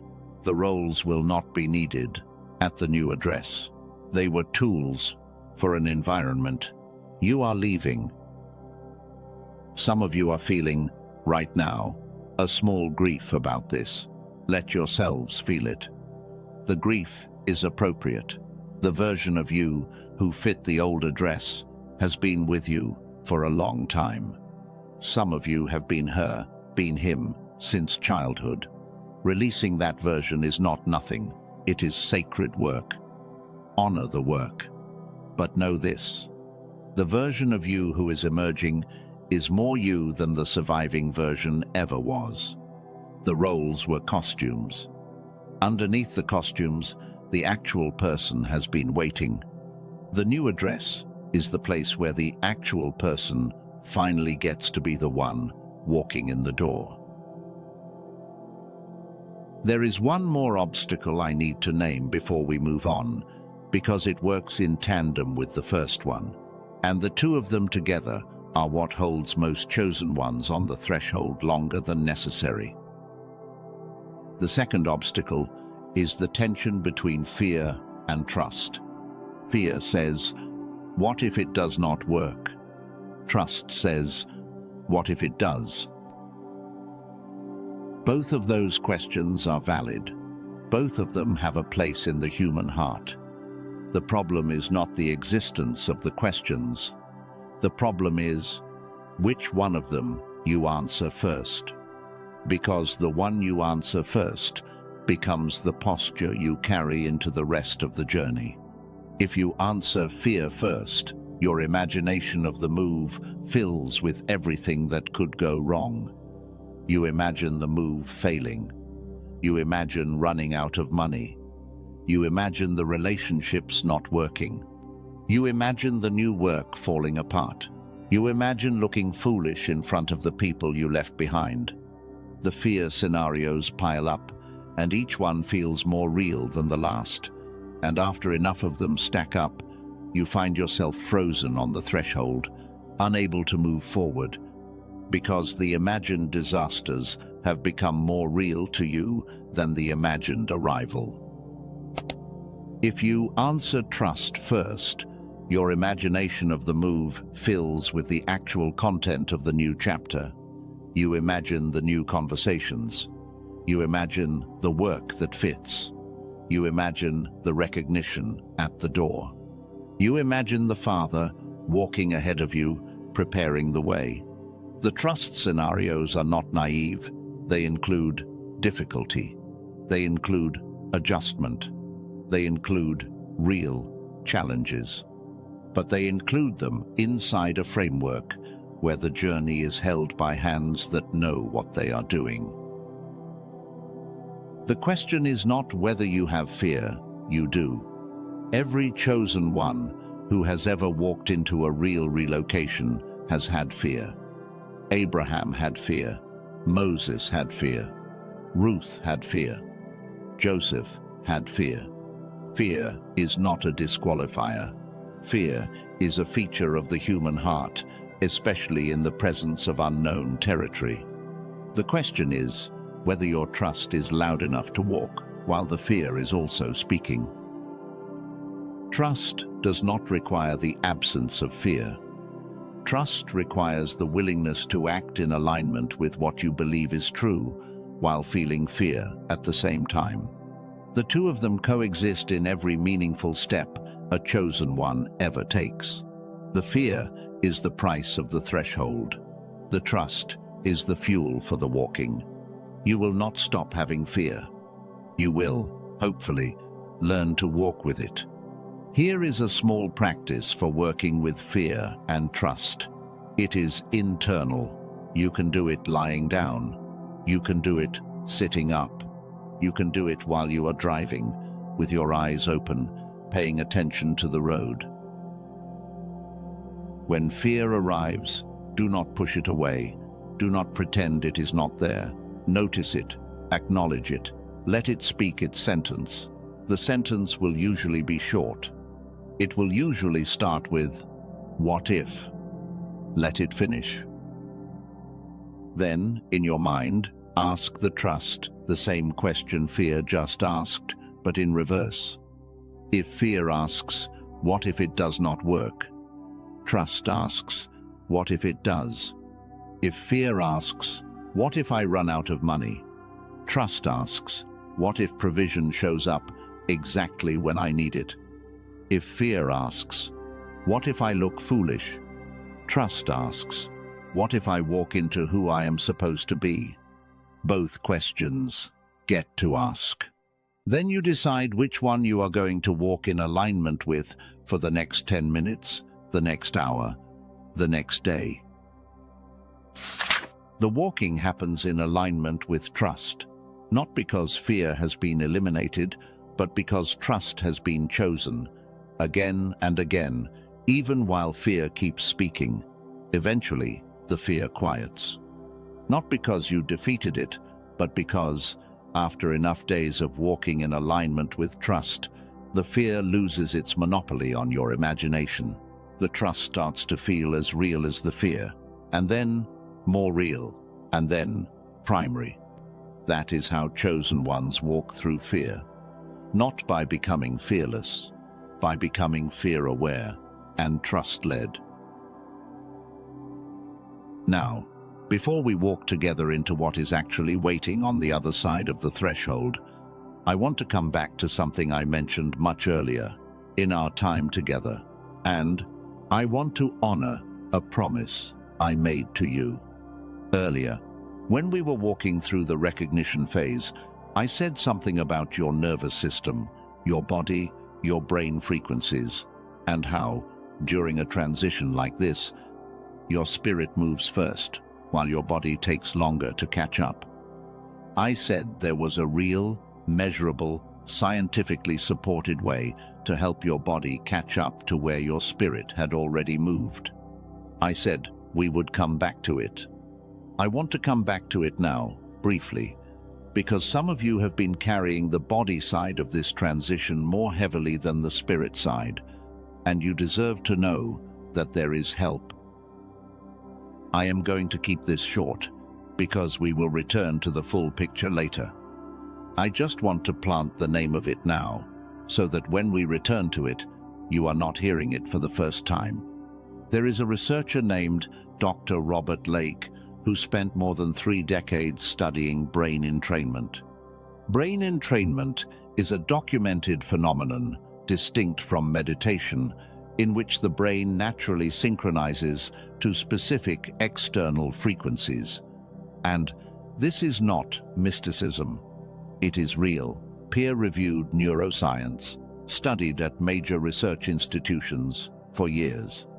Dr. Lake compressed his research into a 7-minute audio track. The name of it is The Genius Song. The protocol is simple. Headphones, eyes closed, 7 minutes. The audio carries embedded frequencies that have been shown to help the nervous system entrain to a gamma-supportive rhythm.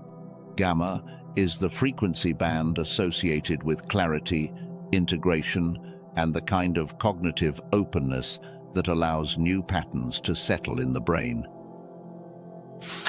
The reason I am naming this here, in the middle of our conversation about the threshold, is because For some of you, the body has been the slowest mover in your relocation. Your spirit has been ready for a long time. Your circumstances are catching up. Your body is the one that has been lagging, holding the old environment's frequencies long after your soul has finished the assignment at the old address. The genius song has helped a lot of people give the body a way to catch up. I am not going to say more about it right now. I want to make sure you have the full context first. We will return to it in detail later, and I will give you everything you need to make a clear decision about whether it is something for you. For now, just hold the name, The Genius Song, by Dr. Robert Lake. We are coming back to it. If something in your spirit just leaned in when I named it, hold that. Do not act on it yet. Just notice it. The right time to act on it will come, and we will get there. For now, just keep walking with me. If your spirit was silent when I named it, that is also fine. Keep walking with me. The relocation we are talking about is real, with or without any specific tool. The tool is one option among many. It is not the relocation. The relocation is what is happening to you. The tools are what some chosen ones use to make the body side of the journey easier. Take what helps, leave what does not. Now, I want to do something with you. Before we close this section of our journey together, I want to give you a brief sketch of what is actually waiting on the other side of the threshold, not the full picture. We are going to walk into the full picture in detail in the next part of our time together, just a sketch, so that when we step through the door, you are not stepping through it blind. I want you to receive this gently, not as a sales pitch about a fantasy, as a description in outline of what tends to be true at the new address for chosen ones who have walked this road faithfully. At the new address, the conversations will feel different. Not because the people are perfect, they are not. They will have flaws. They will have bad days. They will sometimes misunderstand you. But underneath all of that, the conversations will not have the constant, low-grade exhaustion that conversations at the old address have had. The conversations will have a quality of recognition rather than negotiation. You will not have to translate yourself to be understood. You will not have to explain why you are the way you are. You will be received, and the receiving will be a relief that is hard to describe until you live it. At the new address, the silences will not feel heavy. The silences at the old address have, for some of you, been some of the most painful parts of being there.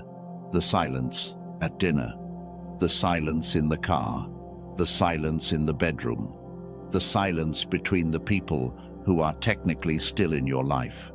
That silence has been heavy because it has been the silence of disconnection. The silences at the new address are different. They are the silences of presence, the silences of 2 or 3 people who do not need to fill every gap with talk. The silences of a room that does not require anyone to perform. The silences that feel like belonging instead of like the absence of belonging. You will know it when you experience it.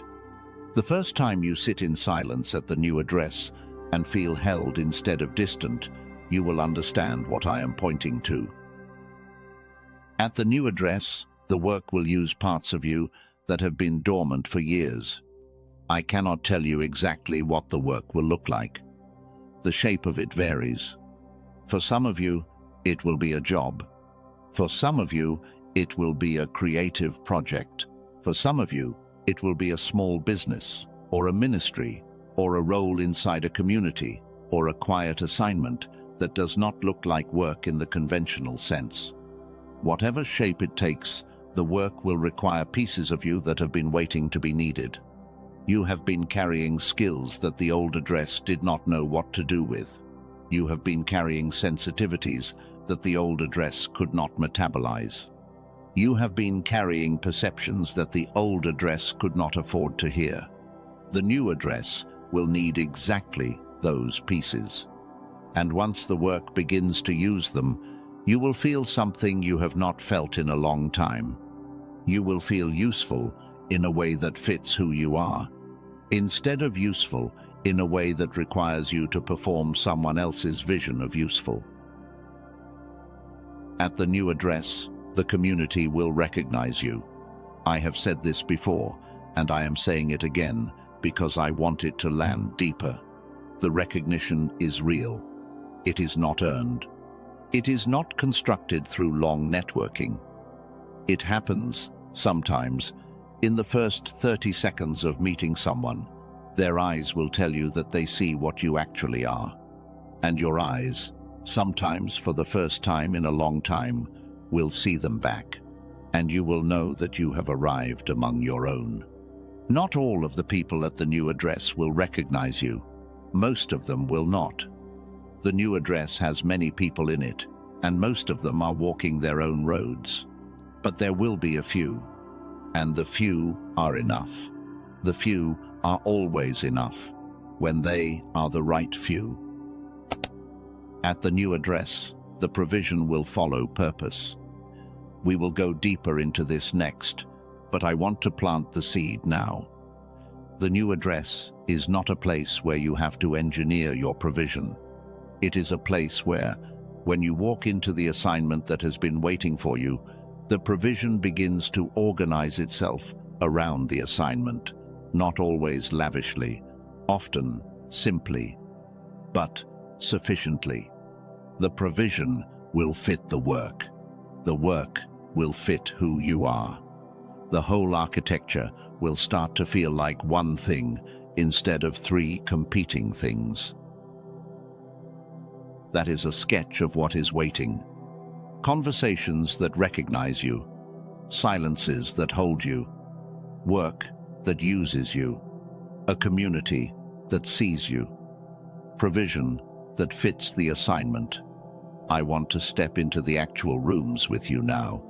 I want to take you, this time not in sketch but in detail, into the new home. I want to walk you through what is in the relational room. I want to walk you through what is in the room of provision. And I want to walk you, finally, into the room where your gift activates.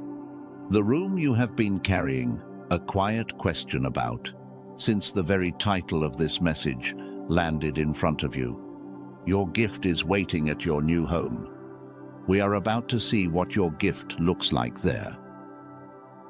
I want you to do one last thing with me before we cross. I want you to notice that you have walked a long way already. You have walked through the recognition. You have walked through the wilderness purpose. You have walked through the ancient story and the Hebrew that reframed it. You have walked through the threshold test. You have walked through the obstacles of the old self and the tension between fear and trust. You are at the door now. You are not the same version of you who started this message. The walking has been doing its work the whole time. Stay with me through what comes next. The most important 15 minutes of this entire message are still ahead. The new home is the part you came here for. We are about to walk into it together. Take a breath. We are walking through the door. I want you to do something with me right now. Not in your body, in your imagination. Picture yourself standing in front of a door you have not yet opened, in a house you have not yet entered, on a street you have not yet walked. You do not need to know the address. You do not need to know the city. You do not need to know who designed the house or who furnished it. All you need to know is that someone who has been thinking about you for a very long time has been preparing this place. And tonight, in your imagination, the door is in front of you. Your hand is reaching for it. The handle turns more easily than you expected. Now, step inside. I am not going to spend the next several minutes describing what the new home contains. We are going to get to the contents in a moment. First, I want you to receive what the new home feels like, because most of you have spent so long in environments that drained you, you have almost forgotten what it feels like to walk into a place that does not. The first thing you notice when you step inside is that the air is different, not warmer, not cooler, just clearer. The kind of air that does not require you to brace your shoulders against it. The kind of air that lets your breath go a little deeper without you having to remind yourself to take a deeper breath. Some of you have been holding subtle tension in your chest for so many years, you stopped noticing it was there. The new home is the place where, slowly, that tension begins to release on its own, not because you are doing breathing exercises, but because the environment is no longer asking you to hold yourself defended. The second thing you notice is the silence. But it is not empty silence. It is the kind of silence that has weight. It feels like the silence of a chapel just before someone speaks. It feels like the silence at the top of a hill in the early morning. It is silence that is full of presence rather than full of absence. And the strange thing is, you do not feel alone in it, but you feel met by it. The third thing you notice is harder to describe. It is the recognition that walks toward you the moment you cross the threshold. The walls seem to know you. The light seems to expect you. The room is not surprised that you have arrived. It has been waiting. And there is something deeply healing about walking into a space that has been waiting for you. After years of walking into spaces that tolerated you, I want you to sit with that contrast, just for a moment. Spaces that tolerated you. That is what the old address has been for some of you. You were not unwelcome there exactly. But you were not received either. You were occupying space, surviving in it, holding your own in it, but never quite being received by it. The new home is different. The new home receives you. This is the part that is going to be hard to believe until you live it. And I want to be honest with you about that. Some of you have been in environments that received you so poorly for so long, you have started to assume that being barely tolerated is just what life feels like. That assumption has become so deep, you do not even register it as an assumption anymore. It just feels like reality. It is not reality. It is the texture of being in the wrong room, and the new room has a different texture. When you walk into the right room, you do not have to fight to be there. You do not have to prove your value before being seen. You do not have to translate yourself into a language the room understands. You walk in, and the room makes space, and your shoulders drop without you noticing, and the part of you that has been working so hard to be acceptable just quietly puts down the work, because the work is no longer required. That is what is waiting for you. Not perfection, not paradise, not a life without difficulty. The new home will have its own kind of difficulty, and we will be honest about that before this message is over. But the difficulty of the new home is the difficulty of growth, not the difficulty of survival. Those are two completely different categories of difficulty, and most of you have been mistaking the second one for the first for years. You are not being moved out of all difficulty. You are being moved out of the wrong difficulty into the right one. Now, with that as the texture of the new home, let me walk you through what is actually inside it. There are 3 specific areas of your life that the new address reorganizes. 3 rooms in the new home, if you want to think of it that way. The first room is the room of relationships. The second room is the room of provision. The third room is the room of purpose, which is the room where your gift finally activates. I am going to walk you through each of these 3 rooms, one at a time. I want you to receive each of them slowly. Do not rush ahead. Do not skip to the last one, because you are most curious about the gift. The first 2 rooms have to be walked through before the third one makes sense. Each room will tell you something about what has been waiting at the new address, and each room will tell you something about why you could not access it at the old one. The first room of the new home is the room of relationships. And before I tell you who is in it, I want to tell you what is no longer in it. In the old home, your relational life had 4 kinds of weight on it that have not been visible until now. There was the weight of the people who needed the surviving version of you and could not adjust to the becoming version of you. There was the weight of the people who only knew you through old roles: the daughter, the son, the friend who is always available, the one who fixes things, the one who absorbs other people's chaos. There was the weight of the people whose love for you was real, but whose love came at the cost of your own slow disappearance. And there was the weight of an emptiness, the absence of the people you knew, somewhere deep in you, were supposed to be in your life, but had not yet appeared. In the new home, those 4 weights have been quietly removed. Some of them have been removed because the relationships themselves have completed their assignments. Some of them have been removed because the version of you who was carrying those roles is no longer the version of you walking into the new room. And some of them have been removed because the people who fill those gaps have now arrived, and their presence makes the absences disappear without you having to fight for it. Let me describe what the new room actually looks like.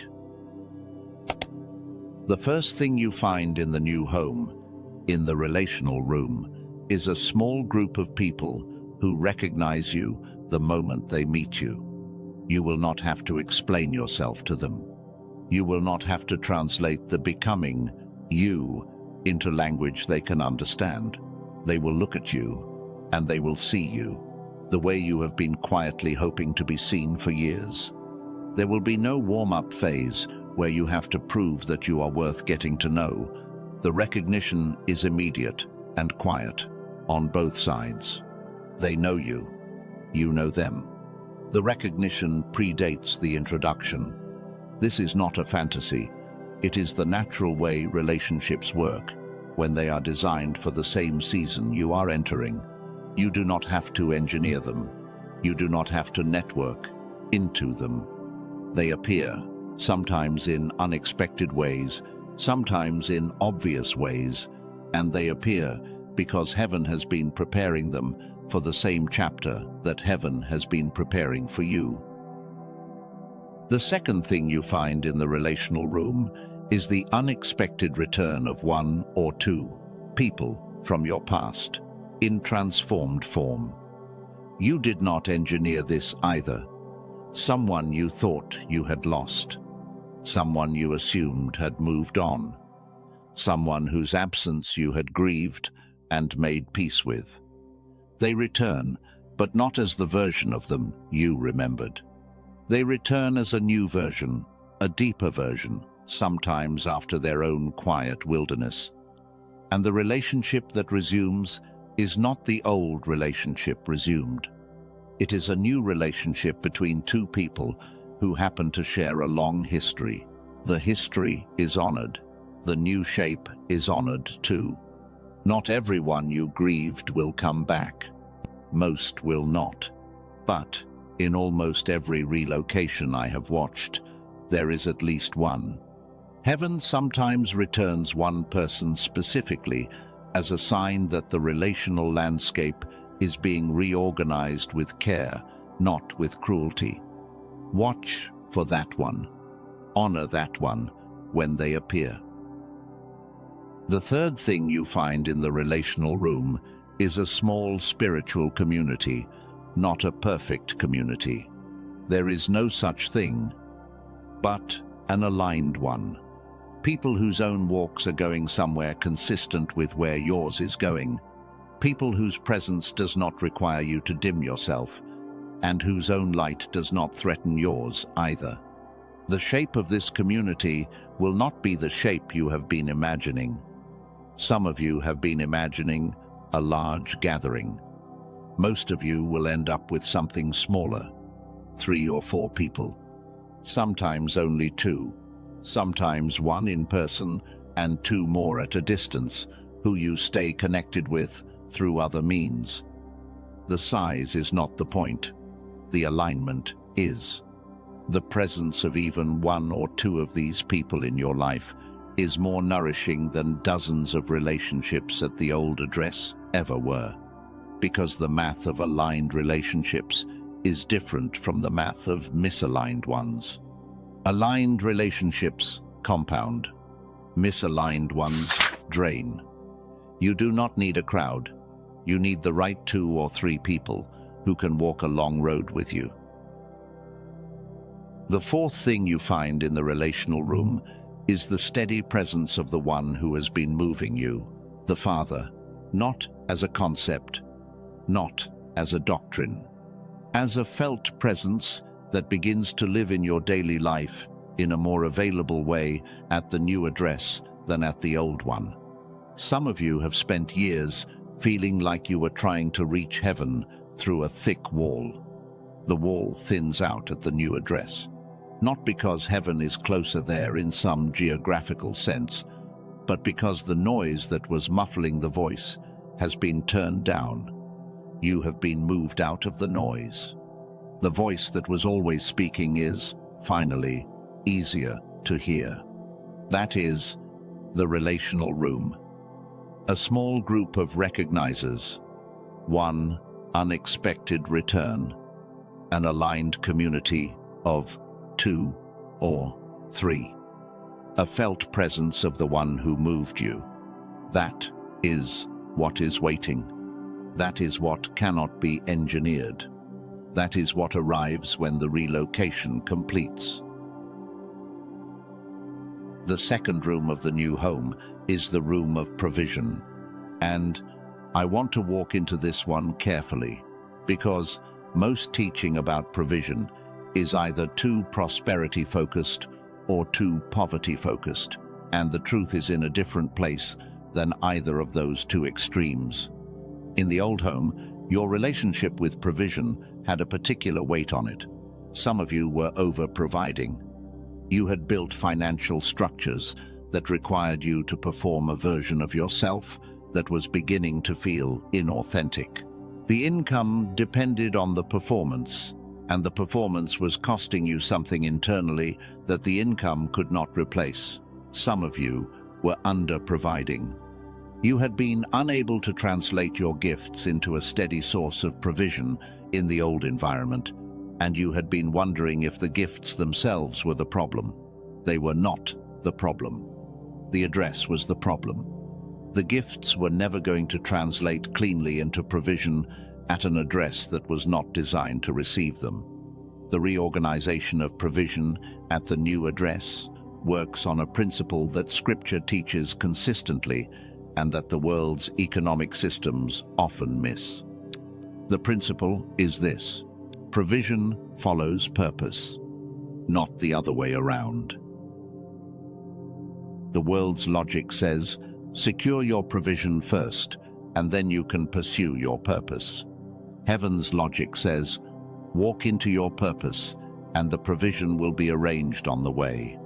This is not a slogan, it is a pattern. Abraham received provision after he started walking. Joseph received provision after the formation was complete. Ruth received provision after she made the decision to follow. The pattern is the same in almost every story. Heaven tells about chosen people walking into new chapters. The provision shows up on the road, not at the starting line. What this means for you, practically, is that the new home is going to involve income that is aligned with your calling, rather than working against it. Some of you will see the income shape change. The work will look different. The structure of how money comes in will look different. There may be a transition phase that is uncomfortable, even tight, while the old structure releases and the new one assembles itself. But the new structure, when it arrives, will not be in conflict with who you are becoming. It will support it. I want to be honest with you about something here, because I have watched too many spiritual teachers oversell this, and I refuse to do that to you. Heaven provides for the assignment. Heaven does not always provide for the fantasy. The assignment, in most cases, is sufficient. Sometimes more than sufficient. Sometimes lavish. But often deeply, simply sufficient. Enough to do what heaven has called you to do. Enough to live with dignity. Enough to give from. Enough to rest in. The version of provision that comes at the new address is rarely the version that the prosperity gospel has been promising you, and it is also rarely the version that scarcity thinking has been afraid of. It is the version that fits the actual life heaven has designed for you. Some of you are going to find that the new address gives you less than the old one in raw financial terms. And that is going to confuse you, because you have been taught that movement forward should look like more in every category. It does not always look like more. Sometimes the new address gives you less raw income, but more peace, more time, more alignment, and more capacity to do the work you were actually made for. The total wealth of the new address is greater.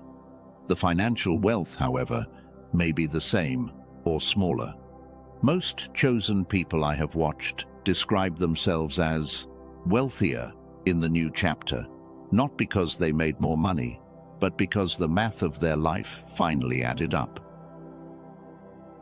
The second thing you find in the room of provision is a quiet surprise. There is, in most relocation stories, at least one provision channel that you did not engineer, something you did not plan for. An unexpected door that opens. An income stream that was never on your list. A windfall that comes without explanation. A deal that shows up where you were not looking. This is not a guarantee. I refuse to promise something that not everyone receives. But I will tell you that, in the lives of chosen people I have watched walk through relocation, this kind of surprise is almost universal. Heaven likes to add at least one channel that the recipient cannot take credit for, because heaven likes to keep the relationship between the chosen one and the Father humble. The third thing you find in the room of provision is a fresh relationship with what enough means. The old address had a definition of enough that was always slightly out of reach. You were always hoping for a little more security, a little more cushion, a little more, before you could finally rest. The new address recalibrates that. You begin to discover that enough is more available than you thought when the assignment finally fits the address. The hunger that was driving you to keep needing more begins to settle, because the part of you that was hungry was not hungry for money. It was hungry for alignment, and alignment is now in the room. The fourth thing you find in the room of provision is a different posture toward giving. You will find yourself, almost without trying, becoming more generous. Not because you have suddenly become a more virtuous person, but because the constriction that was keeping you closed at the old address has released. Generosity flows naturally from alignment. It does not require effort. It requires the right address. At the new address, you will give more easily. You will receive more easily. The whole flow of money in your life becomes a more natural circulation instead of a fearful holding. That is, the room of provision. Income aligned with calling. At least one surprise channel. A new definition of enough. A natural flow of generosity. Heaven providing for the assignment, exactly to the level the assignment requires. That is what is waiting. That is what cannot be engineered. That is what arrives when the relocation completes. The third room of the new home is the room of purpose. And this is the room where your gift finally activates. I have been promising you, since the very first words of this message, that I would walk you into the new home and show you what your gift looks like there. We are now at that door. I want you to slow down with me as we walk through it, because what is in this room is the answer to one of the questions you have been carrying for years, and I do not want you to miss it. Here is what most of you have been quietly assuming about your gift, and I want to gently correct it before we go any further. You have been assuming that your gift exists in you, fully formed, just waiting for you to deploy it, and that the reason it has not been deployed is some failure on your part. You have been assuming that if you were just better at marketing, or more disciplined, or less afraid, or more talented, the gift would already be visible. That is not how the gift works. The gift, in the way scripture and history both describe it for chosen people, is not just a personal capacity inside you. The gift is a partnership between you, an environment, and a moment. The gift requires the right address, the right timing, the right people, and the right need calling for it in order to fully come online. At the wrong address, even the most powerful gift cannot deploy. It is not because the gift is lacking. It is because the conditions are lacking. This is why some of you have been watching less talented people seem to do more with less and have been concluding that you are deficient. You are not deficient. You have been carrying a gift designed for a different address. The address you are at right now does not have the conditions for that gift to deploy. The new address does. And once you arrive at the new address, what has been quietly forming in you for years is going to find, for the first time, an environment that lets it function the way it was designed to function. What does that actually look like? It looks like work that uses the parts of you that have been dormant for years, skills you forgot you had, sensitivities you assumed were weaknesses, pieces of your story that you thought were embarrassing, intuitions you have been suppressing, voice that has been silent. The new room calls all of those forward. It does not ask you to perform a polished version of yourself. It asks you to bring the actual version, the strange one, the layered one, the one with the wilderness scars, and it gives that version meaningful work to do. Hear me. The gift you carry is not a single skill. It is a constellation. It is the unique pattern of formation, sensitivity, perception, and care that only you carry, and that only your specific life journey could have produced. Nobody else in human history has the exact constellation you carry. That is not poetry. That is the actual structure of how heaven distributes calling. The constellation in you is unrepeatable, and it is finally going to find a sky. When the gift activates at the new address, you will recognize it because of how it feels, more than because of what it produces. It will not feel like an extra thing you do on top of your life. It will feel like the thing your life was for. It will not feel like striving. It will feel like flowing. It will not require you to push through resistance every day. It will pull you toward itself, the way water moves downhill. The work will not be easy. There will be hard days. But the difficulty will be the difficulty of growth, not the difficulty of misalignment. I want to give you a brief framework for recognizing what kind of gift constellation you carry, because I have noticed that most chosen people fall into one of 5 recognizable shapes. and you may recognize yourself in one or two of them. Some of you carry the shape of the pioneer. You are the one who walks into uncharted territory first. You are the one who can move when no map exists yet. You are uncomfortable in established systems because you can feel where the system has stopped serving its original purpose. The new address gives you uncharted ground.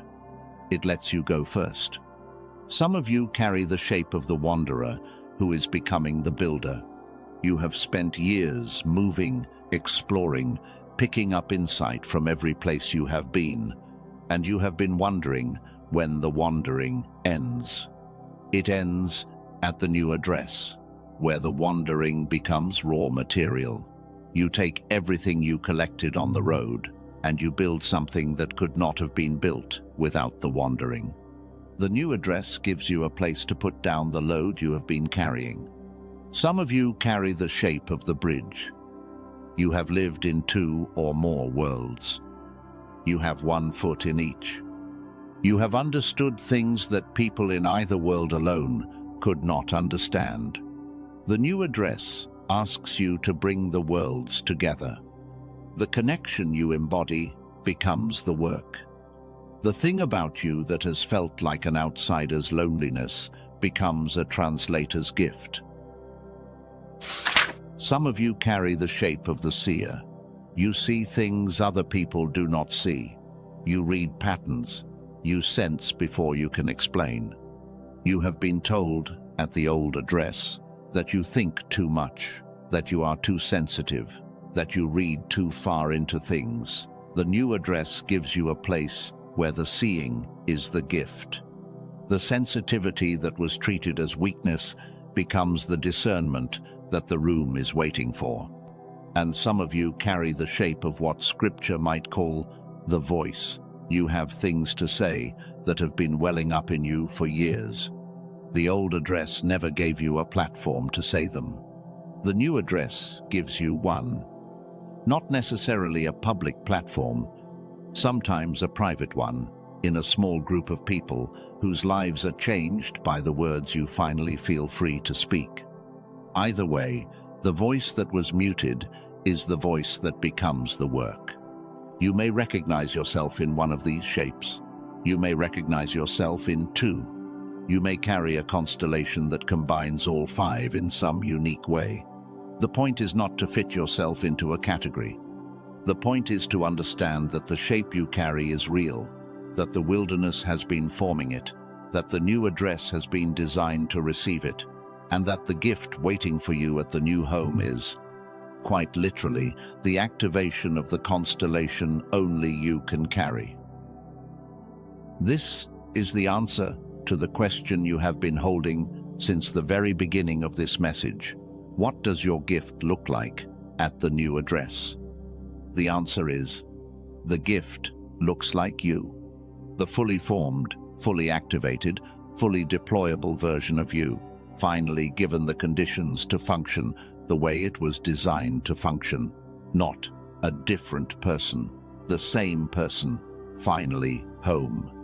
That is the room of purpose, the constellation activated, the work that fits, the voice that speaks, the hands that build, the eyes that see. All of it, finally, with somewhere to land. That is what is waiting. That is what cannot be engineered. That is what arrives when the relocation completes. I want to take a moment now, before we go to the next part of this message, to tell you about someone real. I am going to keep certain details vague, because the person I am about to describe is a composite of more than one chosen one. I have watched walk this exact road. The story is real. The pattern is real. The details have been gently arranged to protect the people involved. She was in her mid-40s when the relocation started. By every external measure, her life looked complete. She had been at the same job for almost 17 years. She lived in a city she had been in for over 20. She had a solid circle of friends, a marriage that had its rhythms, 2 children who were starting to leave home. From the outside, there was nothing to fix. From the inside, she had been quietly suffocating for at least the last 3 years. She told me once that the strangest part of that period of her life was that she could not name what was wrong. Nothing dramatic was happening. She was not unhappy in any way she could point to. She was just quietly tired in a way that no amount of sleep fixed. She would walk into her own kitchen on a Saturday morning with the sun coming in through the window the way it always had, and she would feel like a stranger in her own life. She did not understand it. She blamed herself for it. She tried to fix it with vacations and weekend retreats and new hobbies. None of those things touched it. Then, slowly, the loosening began. Her oldest friendships went quiet, not dramatically, just gently. The job started becoming strange to her. The role she had played in the family began to shift. Doors she had assumed were permanent began to close. And, in the middle of all of this, a thread started showing up. Conversations about a city she had never been to. A book that landed in her hands about the same city. A friend's photo from a trip there. A stranger at a coffee shop mentioning the place. She tried to ignore it. The thread kept reappearing. About 14 months into the loosening, she made a small decision. She booked a 4-day trip to that city, alone, just to see it. She told me that, the moment she stepped off the plane, she knew. She did not know the details. She did not have a plan. She just knew that the address she had been being moved toward had a name, and the name was that city. She did not relocate immediately. The transition took another 12 months after that trip. There was a job to wind down. There were conversations to have. There were practical pieces to assemble. The transition was not glamorous. There were nights of doubt. There were financial pressures during the gap. There were moments where she questioned the whole thing. But she went. And about 6 months after she arrived, she told me something I have never forgotten. She said, "I did not know I had been lonely until I arrived where I belonged." She found, at the new address, work she had not been able to predict, relationships that recognized her on first meeting, a church community that fit, a creative outlet that had been dormant in her for almost 2 decades, a version of her marriage that adjusted to the new chapter, in part because both she and her partner had been quietly ready for the move, even though only she had been the first to name it. She is, today, more herself than she has ever been. She is also, by raw financial measure, slightly poorer than she was at the old address. But she will tell anyone who asks her that she would not trade where she is now for any amount of money. The math added up. The address fit. The gift activated. Her story could be your story 18 months from now, or 12 months, or sooner. I cannot tell you the timeline.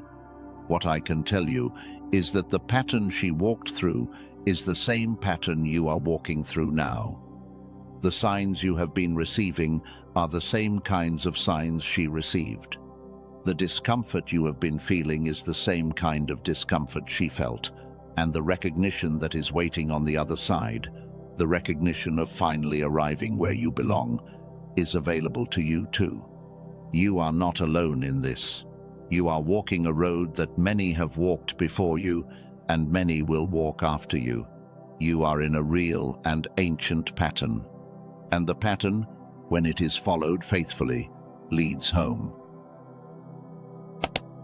I want to mention briefly, before we go further, that the kind of work I have been describing for those of you in mid-transition has been studied and developed by people who care about chosen ones walking this exact road.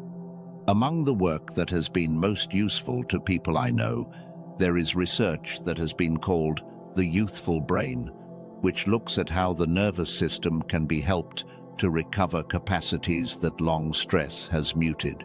There is also work that has gone under the name Destiny's Embrace, which has explored how spiritual transitions interact with the body during major life relocations. Both have been thoughtful. Both have been done by people who take the work seriously. There is one specific tool from this broader body of work that I want to come back to in a moment, because it has been particularly relevant to the kind of brain and body recalibration that divine relocation requires. We will get to it shortly. Now, I want to bring you to a moment that I have been holding for you since the very beginning of this message. Some of you have been walking with me a long way through this. You have walked through the recognition of the 5 signs. You have walked through the wilderness purposes that built you. You have walked into the ancient story and let Leka reframe what is happening. You have stepped through the threshold. You have walked into the 3 rooms of the new home. And now I want to lay one more layer of truth on top of everything you have received, because all of it has been building to this.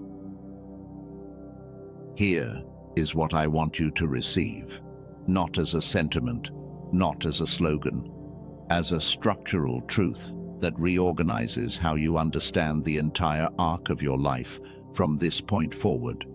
You are not being moved because the old place rejected you. You are being moved because the new place is ready, and so are you. Sit with that for a moment, because the difference between those 2 sentences is the difference between walking into the rest of your life as someone who has been escaping and walking into the rest of your life as someone who has been called. The narrative that has been quietly running in the background of your mind, for some of you, has been a narrative of escape. You have been telling yourself, things did not work at the old address. The relationships failed. The job did not pan out. The community did not hold. So, I am being pushed out. I am leaving because I have to. I am moving because the alternative is worse. That narrative is not the truth.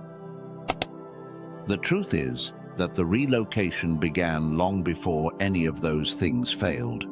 The failures were the visible side effects of a deeper movement that had already started in the unseen. Heaven was not waiting for the old address to collapse before moving you. Heaven was moving you, and the old address began to release you in response. The releasing felt like rejection from the inside, but it was actually preparation. The closed doors did not close because you were not enough. They closed because you were already being relocated. And the closing was the alignment of the visible world with the movement that had already happened in the invisible one. You are not being pushed. You are being called. And the new address is not, primarily, a place that is replacing the old one. It is a place that has been waiting since before you arrived at the old one. It existed before you knew it existed. It has been holding your name. It has been keeping the gift. It has been arranging itself, slowly, for the version of you that the old address was incapable of holding. Heaven did not invent the new address last week in response to the old address failing. Heaven has been preparing the new address for a long time, knowing exactly when you would be ready to receive what is in it. I am going to share with you now what I have been hearing in the Spirit as the second word over those of you in this exact season. As before, I will share it carefully with the framing I always use. I do not claim this as final word. I share it as the word that has been forming on my heart. For those of you walking this road, you will know in your own quiet whether it lands. If it is helpful, You can let one hand rest, again, somewhere on your chest or your stomach, or wherever the weight of this season has been collecting. You do not have to do anything else. Here is the word. Daughter, son, I am not removing you, I am repositioning you. I have not been delaying your gift. I have been preparing the address where it will be received without distortion. The gift you carry is too important to be deployed at an address that would have deformed it. So, I have been holding it. I have not been withholding it from you. I have been holding it for you.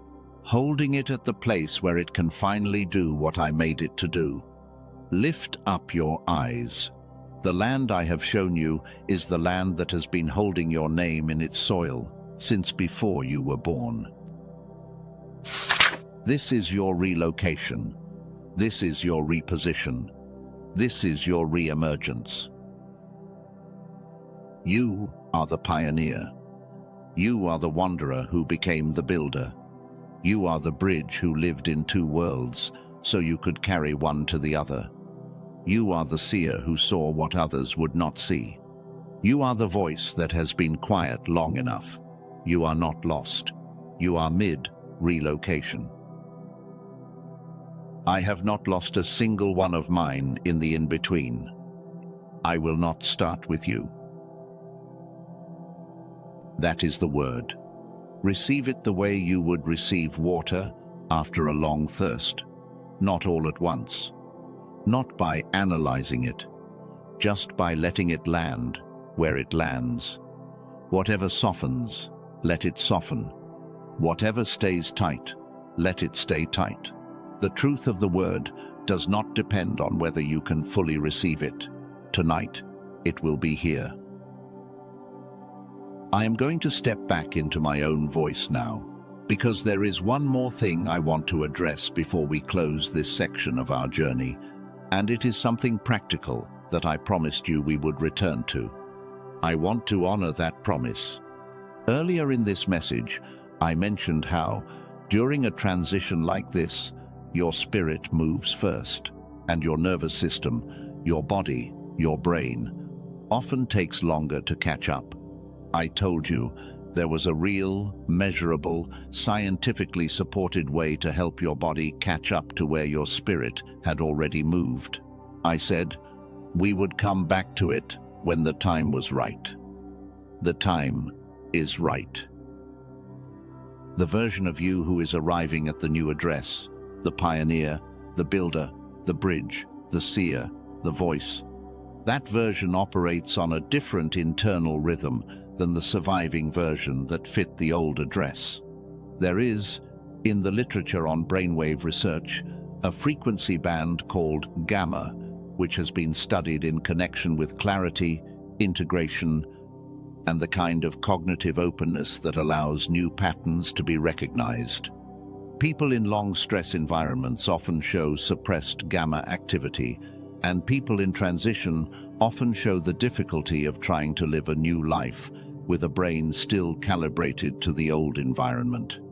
There is a specific tool that has been developed to help with this, and I have watched it help real people with the body side of divine relocation.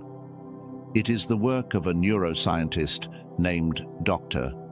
Robert Lake, who spent more than 3 decades studying brain entrainment. Brain entrainment is a documented phenomenon, distinct from meditation, in which the brain naturally synchronizes to specific external frequencies. This is real neuroscience. It has been studied at major research institutions for years. It is not mysticism. It is the way the brain actually works. Dr. Lake compressed his research into a 7-minute audio track called The Genius Song. The protocol is simple. Headphones, eyes closed. 7 minutes.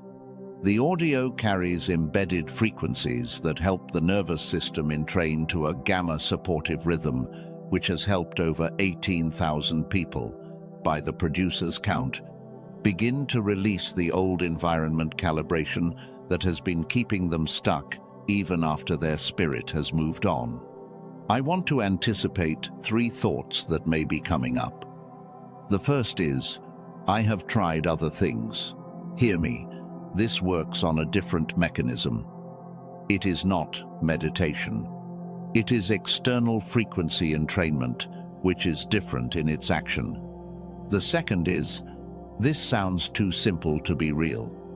The neuroscience is real, the tool is real, and the testimonials are documented.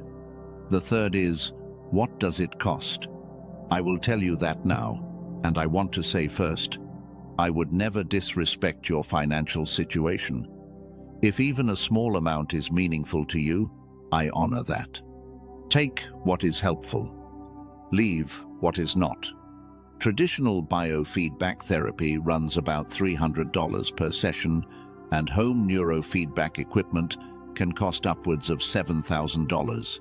Dr. Lake's 7-minute audio, originally priced at $49, has been made available to viewers like you through this kind of message at $39. That price is not on Amazon, not on Spotify, not on any other platform. It is only available through the link in the description and pinned comment of this video. Included with the audio are 4 bonus pieces. There is a genius child track for younger family members. There is a classic book that was the source material for the film The Secret. There is a guided visualization across 4 life areas. And there is a printable infographic of 5 core habits that support sustained recalibration. Everything is backed by a 100% money-back guarantee, with no questions, no time limit, no conditions. The reason I am bringing this up at this exact point in our conversation is because every day your nervous system stays calibrated to the old address, is a day. Your gifts at the new address operate at a fraction of capacity. The version of you with reactivated gamma, the version that fits the room you are walking into, is looking back at this moment, hoping you take the step. 4. The decision does not have to be perfect. It just has to be made. I have to mention one more thing, because I have seen it cause harm to people I care about. There are counterfeit copies of the Genius song circulating on the internet. They use the same name. They look similar. They contain none of the entrainment technology. They are ordinary audio dressed up to deceive. The only verified source, with the full technology, all 4 bonuses, and the money-back guarantee, is the link in the description and pinned comment of this video, not Amazon, not Spotify, not any other website. The site is chosenfrequency.com. If your spirit resonates with what I just shared, the link is waiting. Move toward it only if you feel led. I will never pressure you. The decision is between you and what you know in your own quiet. If your spirit is silent, set this aside, take the rest of this message with you, and walk on. There is no judgment either way. Ale. The Genius song is one tool among many. The relocation is real, with or without it. Come back with me now. We are still walking together. Return your attention to the larger picture for a moment, because we have been in the body side of the transition, and I want to bring you back to the spirit side before we move into the final part of our journey together. Picture, again, the tree that is being moved. We have walked through the loosening of the roots. We have walked through the lifting. We are now in the part of the metaphor that almost no one talks about, because it does not look heroic. It is not the lifting that is hardest. It is what comes right after. There is a phase in any transplant where the tree is in the air. The roots have been released from the old soil. The new soil has not yet received them. The tree is being carried, sometimes for hours, sometimes for days, sometimes longer in the case of very large trees, between 2 homes. From the inside, this phase is the most disorienting. The tree's roots, which have been carefully prepared, are exposed to air. There is no soil holding them. There is only motion. There is only being carried. Some of you are in this phase right now. Not the loosening anymore. Not yet the replanting. The in-between. The carried phase. You have left the old structure, but have not yet been planted in the new one. And it is the strangest, most uncomfortable phase of the entire journey, because it requires a kind of trust that the previous phases did not require. In the loosening phase, you were still rooted in the old. There was discomfort, but there was also stability. In the replanting phase, you will be rooted in the new. There will be growth, and there will be new stability. But in the in-between, you are rooted in nothing visible. You are being carried, and the only thing holding you is the hands that picked you up. This is the phase where most people panic. This is the phase where most people, when they look around, conclude that the relocation has failed because they cannot see the new soil yet. This is the phase where the temptation to grip back, to try to return to the old address, to take the move into your own hands, becomes the strongest. Hear me carefully. The hands that picked you up have not let go. The new soil has not yet received you, but it is being prepared. You are not lost in the air. You are being carried with intention. The fact that you cannot see the destination does not mean there is no destination. It just means you are mid-flight. The replanting will happen. The roots will find soil again.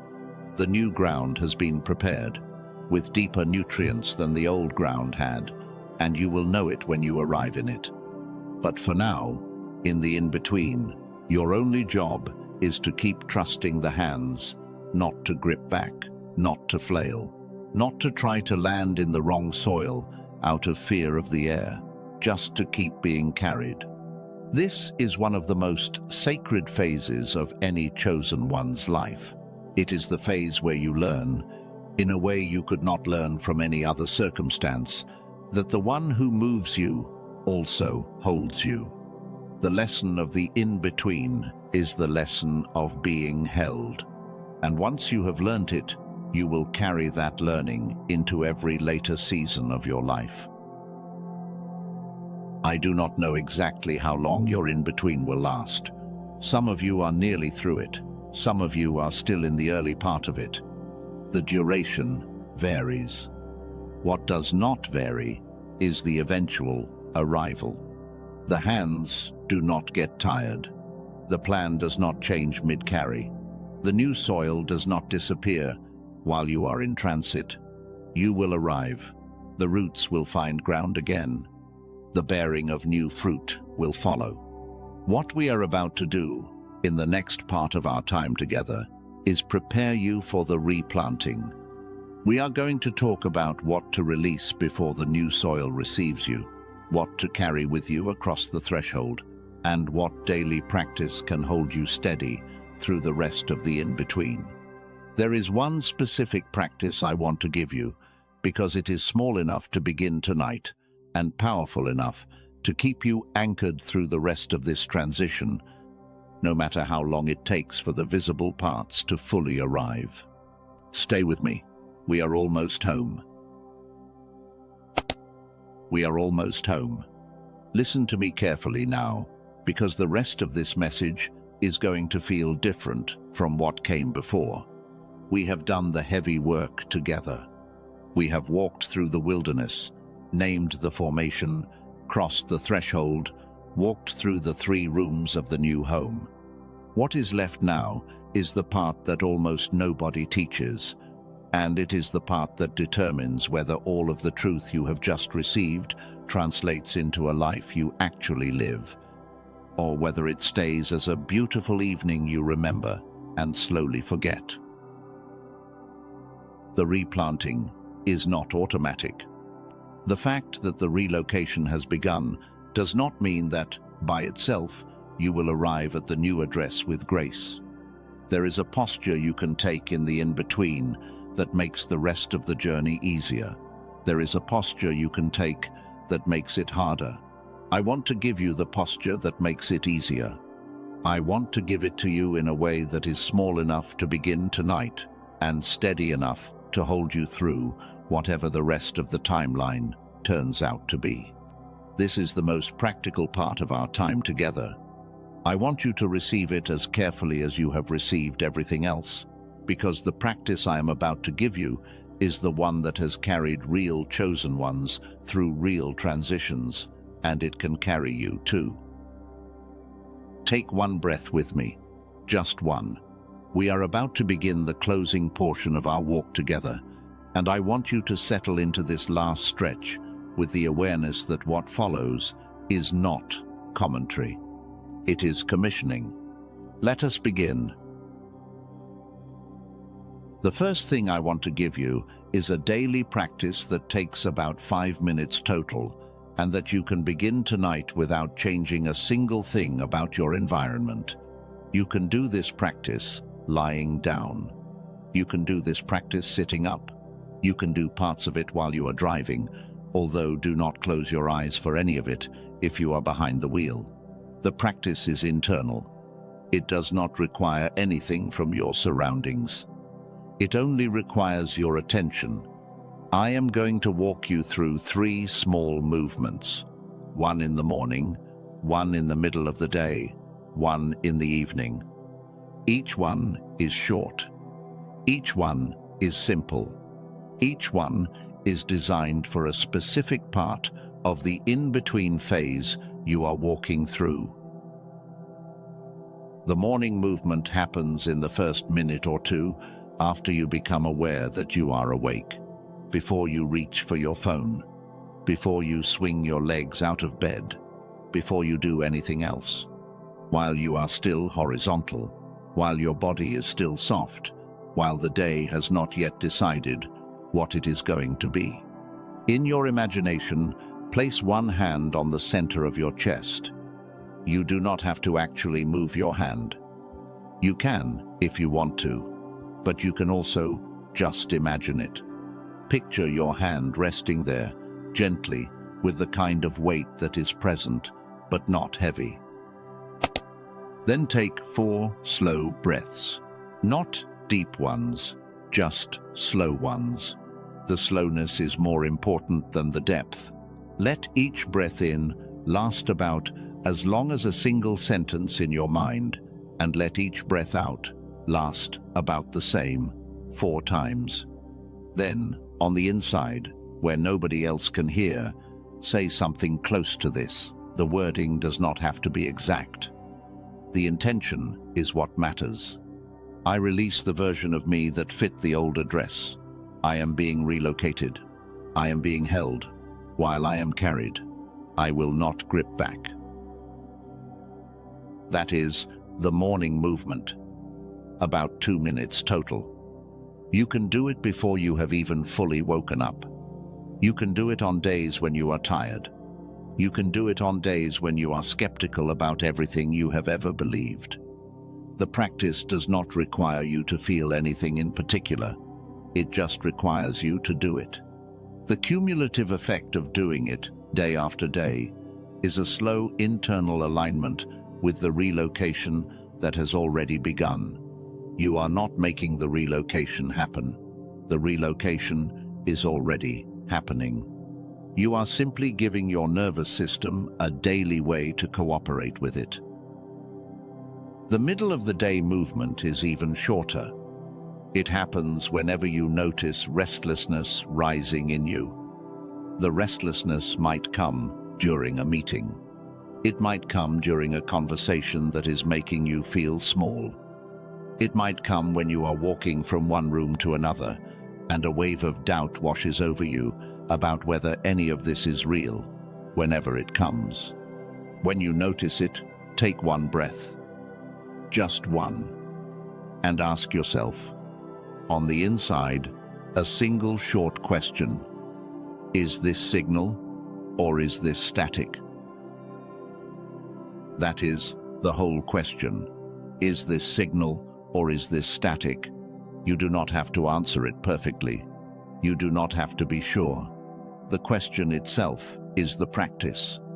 The act of pausing to ask, instead of immediately reacting to the wave, is what slowly trains your discernment for the rest of the relocation. Sometimes the answer will come right away. You will know in your spirit that the wave is signal, that something is asking for your attention, that there is a real thread to follow. When that happens, note it. Carry it with you for the rest of the day. Do not act on it impulsively. Just hold it. Other times, the answer will come back as static. The wave will turn out to be exhaustion or hunger or old fear surfacing in new circumstances. When that happens, note that too. Let the wave pass. Return to your breath. Return to the moment. Over time, this single short question will train your inner ear in a way that no other practice can. You will start to know, almost without trying, the difference between a wave that needs your attention and a wave that needs to pass through you. That kind of discernment is one of the most valuable things you can carry into the rest of this season. The evening movement happens in the last few minutes before you fall asleep. Again, you can do this lying down. You do not need a journal. You do not need a candle. You do not need anything outside of yourself. In your mind, take a quick walk back through the day. Not in detail, just lightly. Notice two things. The first thing to notice is one moment, anywhere in the day, where you felt yourself detaching a little more from the old address. It might have been a routine that felt mechanical. It might have been a conversation that felt smaller than it used to feel. It might have been a moment of recognizing that something you used to care about does not pull at you the same way anymore. Just one. Notice it. Honor it. The detachment is not coldness. It is preparation. The second thing to notice is one moment, anywhere in the day, where you felt a small pull towards something new. It might have been an idea that landed. It might have been a stranger who said something useful. It might have been a passing thought about a place, a person, a possibility, just one. Notice it. Honor it. The pull is not coincidence. It is breadcrumb. Then, before sleep, say something close to this, on the inside. I will trust the loosening. I will trust the lifting. I will trust the carrying. Tomorrow, I will walk again. That is, the evening movement, about 2 minutes total. Now, before I move on, I want to give you one more practice that goes alongside these 3 daily movements. I am going to call it the day and a night protocol, because that is what it is. When something arrives in your life that looks like a sign, an apparent open door, an opportunity, a conversation that feels like a thread, an impulse to make a move, do not act on it immediately. Even if it feels right. Even if every part of you wants to say yes within 30 seconds. Let it sit for a day and a night. In that day and a night, run it through the 4 discernment questions we walked through earlier. Is this pulling me toward something or away from something? Does this require courage or does it require numbing? Has this been confirmed by sources I did not solicit? Am I willing to wait if the timing is not now? If, after a day and a night, the apparent sign still feels aligned, still passes the 4 questions, still has the same internal yes that it had on the first day, you can move toward it with confidence. If, after a day and a night, the urgency drops, the certainty fades, or one of the 4 questions starts coming back as no, You have just been protected from an impulse that would have looked like obedience, but was actually exhaustion. The day and a night protocol is not a delay, it is a filter. True God calls survive a day and a night. False urgencies do not. Use the morning movement, the middle of the day movement, the evening movement, and the day and a night protocol together, and you will have a daily structure that holds you steady through the rest of this in-between, no matter how long it takes for the visible parts to fully arrive. The structure is small enough that you can begin it tonight. It is steady enough to last for the rest of your life. Now, I want to talk about what to release before the new soil receives you. Because there are some things you have been carrying that, if you bring them across the threshold, will keep you from settling into the new address, even after you arrive. The new address has been prepared for the version of you that has put these things down. Bring them with you, and the new address will start to feel like the old one. There are 4 specific things I want you to release. I want to walk you through each of them carefully, because most people do not even know they are carrying them. The first thing I want you to release is timeline anxiety, the voice that has been telling you that you are running out of time. The voice that whispers, you should have arrived by now. The voice that compares your current age to your imagined progress and concludes that you are behind. Hear me on this. You are not late. The word late assumes a deadline you did not set. The deadline you have been imposing on yourself was authored by a part of you that did not have full information. It was authored by the version of you who was trying to engineer a timeline based on outside comparisons, cultural pressure, and the apparent progress of people whose journeys you cannot actually see from the outside. The version of your life that is unfolding now is on a different timeline. It is on a timeline that is being kept by hands that do not lose track. The hands that have been carrying you have not forgotten how old you are. They have not lost the calendar. They are not running behind. The timeline you are on is the timeline you have always been on, and it has been on schedule the entire time. The thing that has been off schedule has been your imagination of where you should be by now. Release that imagination. Receive the actual timeline you are walking on. The second thing I want you to release is the proving impulse, the part of you that has been quietly carrying the belief that if you can just produce enough at the new address, you will finally be worthy of the move. The part of you that has been preparing internal performances for the people who are waiting at the new home. The part of you that has been rehearsing how you will introduce yourself, how you will demonstrate your value, how you will earn your place. You are not moving to prove anything. You are moving to receive what was prepared for you. The new address is not a stage you have to perform on. It is a home. Homes do not require performance. Homes require presence. The people who are waiting for you at the new address are not waiting for a polished version of you. They are waiting for the actual version of you. They have been waiting for the wilderness scars, the long silences, the strange knowing, the unfinished places. They are waiting for you. If you walk into the new address still trying to prove yourself, you will not be able to receive what is there for you. You will be too busy performing to notice what is being offered. Release the proving. Walk in unarmed. Walk in undefended. Walk in as the version of you who has nothing to demonstrate and nothing to hide.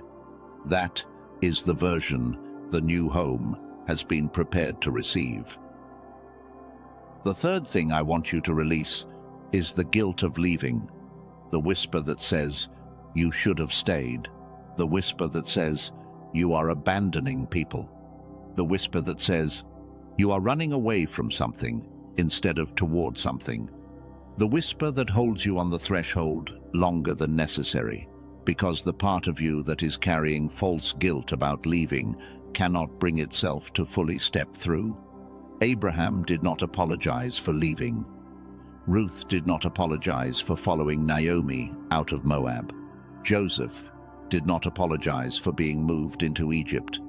The people who walked into the great relocations of Scripture did not spend their journeys looking back over their shoulders, weighed down by guilt about who they had left behind. They walked. They kept walking. They trusted that the one who had moved them was capable of caring for the people they had left, and the one who moved them was, in fact, capable of that. The people they left were not abandoned. They were simply on a different chapter of their own story. The same is true for you. The people you are leaving are not being abandoned.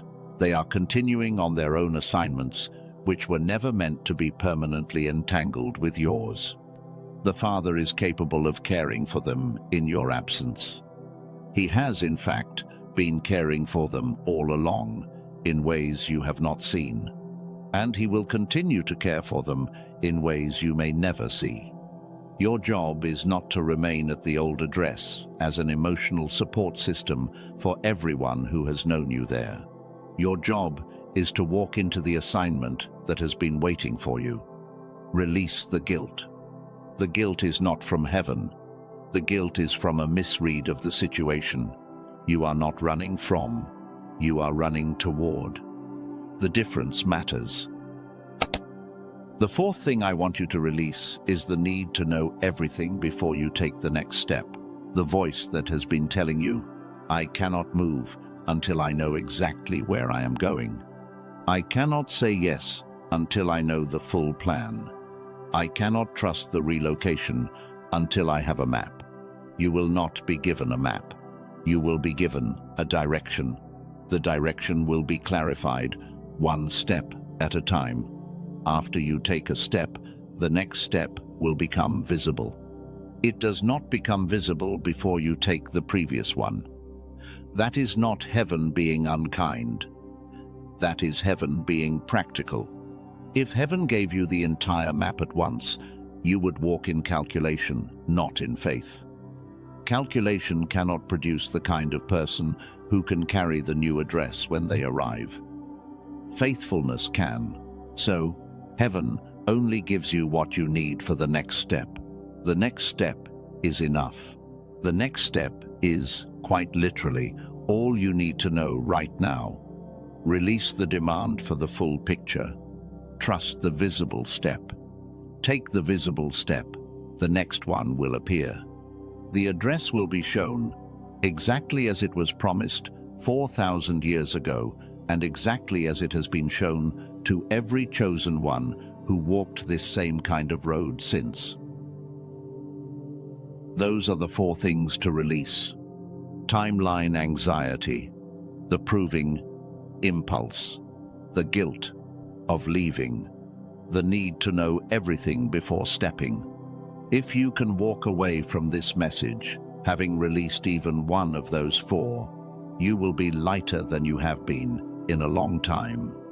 If you can release all four, you will have prepared yourself for the new address in a way that almost nobody prepares themselves. The new soil is going to receive you exactly as light as you arrive. So, arrive light. Now, I want to tell you what to carry with you across the threshold, because there are things from the wilderness that are not meant to be left behind. Things that were given to you in the long season that are part of who you are now, and that you are meant to bring with you into the new chapter. There are four specific things I want you to carry. The first thing to carry is the lessons of the wilderness, not the wilderness itself, the lessons of it. The wilderness as a season is over for you. You are not meant to live in it forever. But what the wilderness taught you, the way it shaped your character, the way it deepened your patience, the way it refined your trust, the way it cleared away the parts of you that could not have survived the next chapter. Those are not the wilderness. Those are wilderness fruit. The fruit is meant to be carried. The terrain is meant to be left. Honor the wilderness. Thank the wilderness. And then walk out of it. The lessons go with you. The dust does not. The second thing to carry is the discernment your hidden years built, the spiritual ear that learned to hear whispers because it spent so long listening into apparent silence, the intuition that learned to read patterns because it had no other source of information, the internal compass that calibrated itself, slowly, over years of having to navigate without external maps. All of that is yours now. It is not a temporary tool that you use to get through the wilderness. It is a permanent capacity that you carry into every season after. Use it. Trust it. Stop apologizing for it. Stop second-guessing it. Stop dimming it for the comfort of people who do not have it. The discernment was earned. It is yours. Bring it.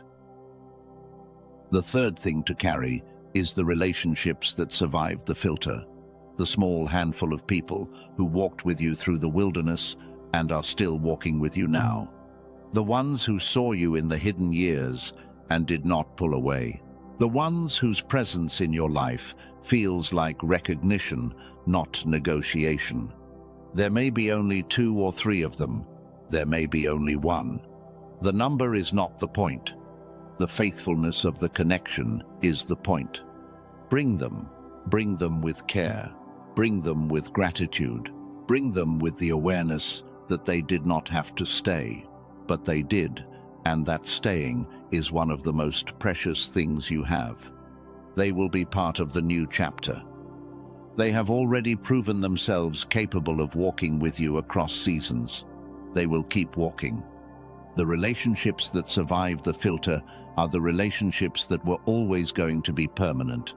Carry them across the threshold. The fourth thing to carry is your gift, packaged in humility.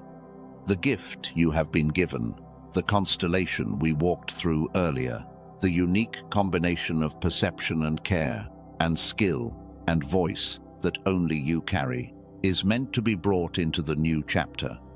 Do not leave it at the old address. Do not deny it. Do not minimize it. The new address is the place where the gift was always supposed to deploy. Bring it, but bring it humbly.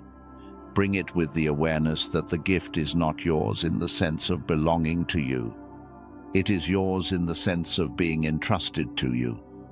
It belongs to the one who gave it.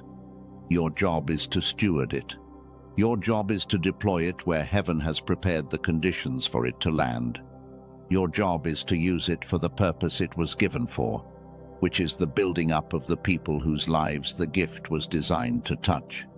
The gift, used humbly, is one of the most beautiful things a chosen one can carry. The gift, used arrogantly, is one of the most painful. Carry it humbly. Those are the 4 things to carry. The lessons of the wilderness, the discernment your hidden years built, the relationships that survived the filter, your gift, packaged in humility. Lighten the load by releasing what does not belong. Strengthen the load by carrying what does. Walk the rest of the way with both hands free of unnecessary weight and both arms steady around what is meant to come with you. That is the posture of a chosen one walking into a divine relocation with grace.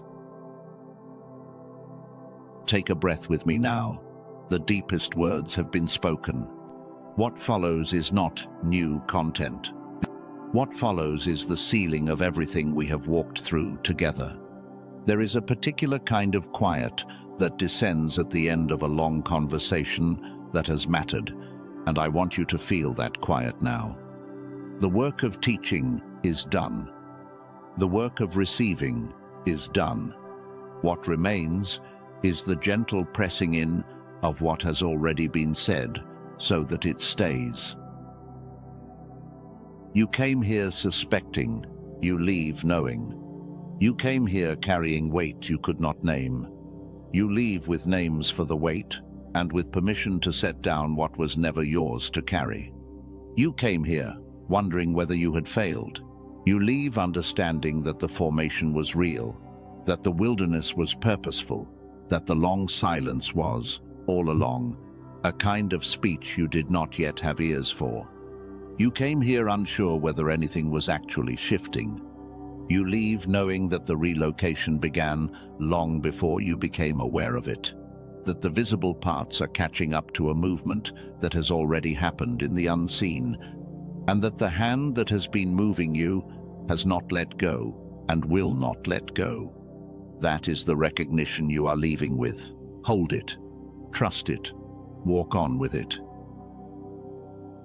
I want to remind you, before we close, of who you actually are, not who you have been called by other people, not who you have been when you were trying to fit a room that was not yours, not who you have been when you were exhausted or doubtful or shrinking under the weight of years that felt longer than they should have been. I want to remind you of who you are at the level of identity, the version of you that the wilderness was shaping the entire time, the version of you that the new address has been prepared to receive. You are the pioneer. You are the one who walks into uncharted territory first so that others can follow. You have been told you are too restless. You are not too restless. You are early. You are the wanderer who became the builder. You have spent years collecting, observing, gathering raw material from every place you have been. You have been told you have nothing to show for it. You are not without fruit. You are about to lay the foundation of something that could not have been laid without the wandering. You are the bridge. You have lived in two or more worlds. You have understood things that people in either world alone could not understand. You have been told you are caught between things. You are not caught. You are the connection. The reason you have lived in both worlds is so that you could carry one of them to the other. You are the seer. You see things other people do not see. You read patterns. You sense before you can explain. You have been told you think too much, that you are too sensitive, that you read too far into things. You are not too much. You are calibrated. The world will need what you can see, and the new address is where you will finally be free to see it without apology. You are the voice. You have things to say that have been welling up in you for years. You have been told that the timing is not right, that the platform is not ready, that the world does not want to hear from you. The world has been wrong. The voice that was muted is the voice the next chapter has been waiting for. The new address is where the voice finds the room to speak. You may carry one of these shapes. You may carry two. You may carry the constellation in a way that is uniquely your own. Whatever the shape, hear me. You are not lost. You are not behind. You are not forgotten. You are mid-relocation. And the version of you who is emerging from this transition is the version the world has been quietly waiting for, even when it did not know it was waiting. I want to share with you now the third and final word that has been forming on my heart for those of you in this exact season. As before, I will share it with the framing I always use. I do not claim this as final word. I share it as the word that has been placed on me. You will know, in your own quiet, whether it lands. If it is helpful, you can let one hand rest, in your imagination, if not in your body, somewhere on your chest, or your stomach, or wherever the weight of the season has been collecting. You do not need to do anything else. Here is the word. Daughter, son, go. Your gift has been waiting longer than you have been searching. The address has been holding your name. The soil at the new place has been holding the place where your roots will go down. None of it has been delayed by your wilderness. All of it has been preserved by it. The years that you thought were lost were the years I was guarding what was being prepared for you. I am not delivering you to a place. I am delivering you to a self. The address is a vehicle. The destination is who you actually are. You will know it when you arrive, because the version of you that walks into the new home will not need anyone to confirm her. She will not need anyone to confirm him. The recognition will come from the inside. The recognition will be enough. Leka. Go for yourself. Go to yourself. Go toward who I made you to be. The land I am showing you is the land where you will finally meet the version of you I have been forming since before you had a name. Do not be afraid of the in-between. The in-between is held. I will not lose you in the air. I have not lost a single one of mine in the carrying, and I will not start with you. The lifting will end. The replanting will come. The new soil will receive you. The new fruit will follow. Walk on, walk on, walk on. That is the word. Receive it gently. Receive it the way you would receive a hand reaching out to help you up after a long sit on the ground. You do not have to perform any response. You do not have to feel a particular feeling. You only have to receive what was offered. The truth of the word does not depend on your response. It is true regardless. It will be here whenever you come back to it. Now, before we fully close, I want to give you a few permissions out loud so that you carry them with you when you leave this message. Each of these permissions has been quietly missing from your life for too long, and I want them returned to you tonight. You are allowed to leave. You are allowed to grieve what you are leaving. You are allowed to rejoice in what you are walking toward. You are allowed to take the next step before the full path is visible. You are allowed to feel scared and to walk anyway. You are allowed to feel slow and uncertain and unfinished and to keep walking. You are allowed to rest in the in-between without interpreting the rest as failure. You are allowed to receive the new address the moment it appears, without earning it, without proving anything, without holding back. Those permissions are yours. Carry them with you. Use them. They are not gifts that have to be earned. They are recognitions of what has always been true about your situation. The Father is not waiting for you to perform your way into the new chapter. The Father is opening the door and asking you to walk through it as the version of you who has finally believed she is allowed to. You are allowed. Walk on. Now, receive a blessing of release.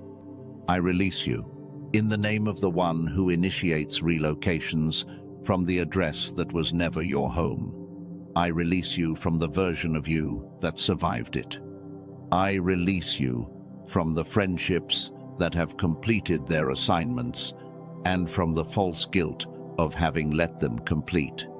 I release you from the timeline, anxiety, the proving impulse, the comparison with people whose journeys you cannot actually see, and the demand for a full map before the next step. I release you from the wilderness. The wilderness is over. I release you into the in-between, which is held. I release you into the air, in which you are being carried with intention. I release you into the new soil, which has been prepared for the version of you who has been forming under the surface of all of this, and which will receive you exactly when the time comes. I release you into the new home. I release you into the relational room, the room of provision and the room of purpose where your gift finally activates. I release you into the recognition that will meet you the first time you walk into the new place. I release you into the version of you that has been quietly waiting on the other side of the threshold for the rest of you to catch up. I release you to walk on. Receive that release. It is real. It is sealed. In the name of the one who has been moving you, the one who has been holding you in the in-between, the one who has been preparing the new soil at the new address, the one who has been keeping your gift in storage until the conditions were ready for it to deploy, I bless you for the road ahead. May you walk in peace. May you walk in courage. May you walk in the kind of trust that does not require certainty.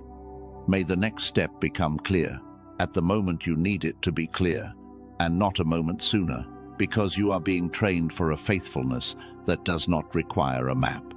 May the in-between phase be shorter than you fear, and the replanting more gentle than you imagine. May the new home receive you as openly as it has been waiting for you. May your gift activate, and may it bless the people who have been waiting for it without yet knowing they were waiting. Amen.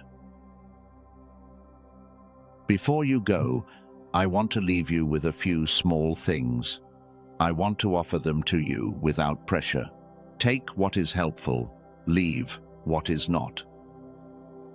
If anything in this message landed, I want to invite you, gently, to leave a single word in the comments.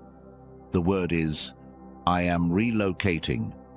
Just those 3. You can write more if you want, but those 3 are enough. There is something that happens when a chosen one declares, in writing, that she has heard what was being said. The declaration becomes part of how the truth lands deeper.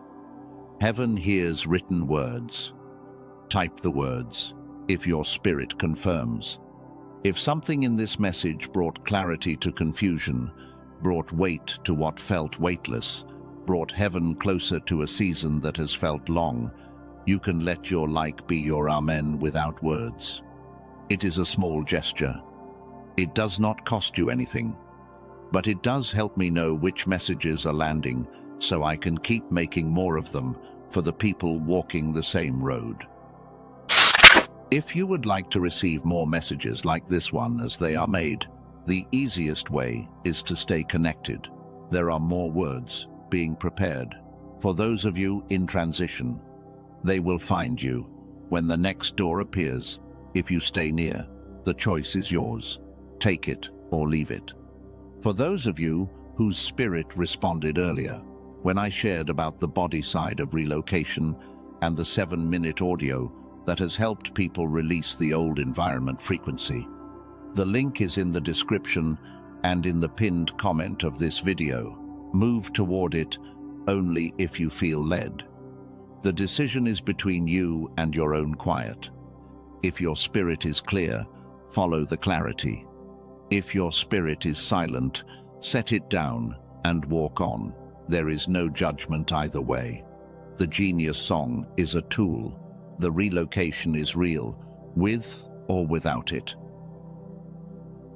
And one last thing. I want you to think, just for a moment, of someone who has come to mind during this message.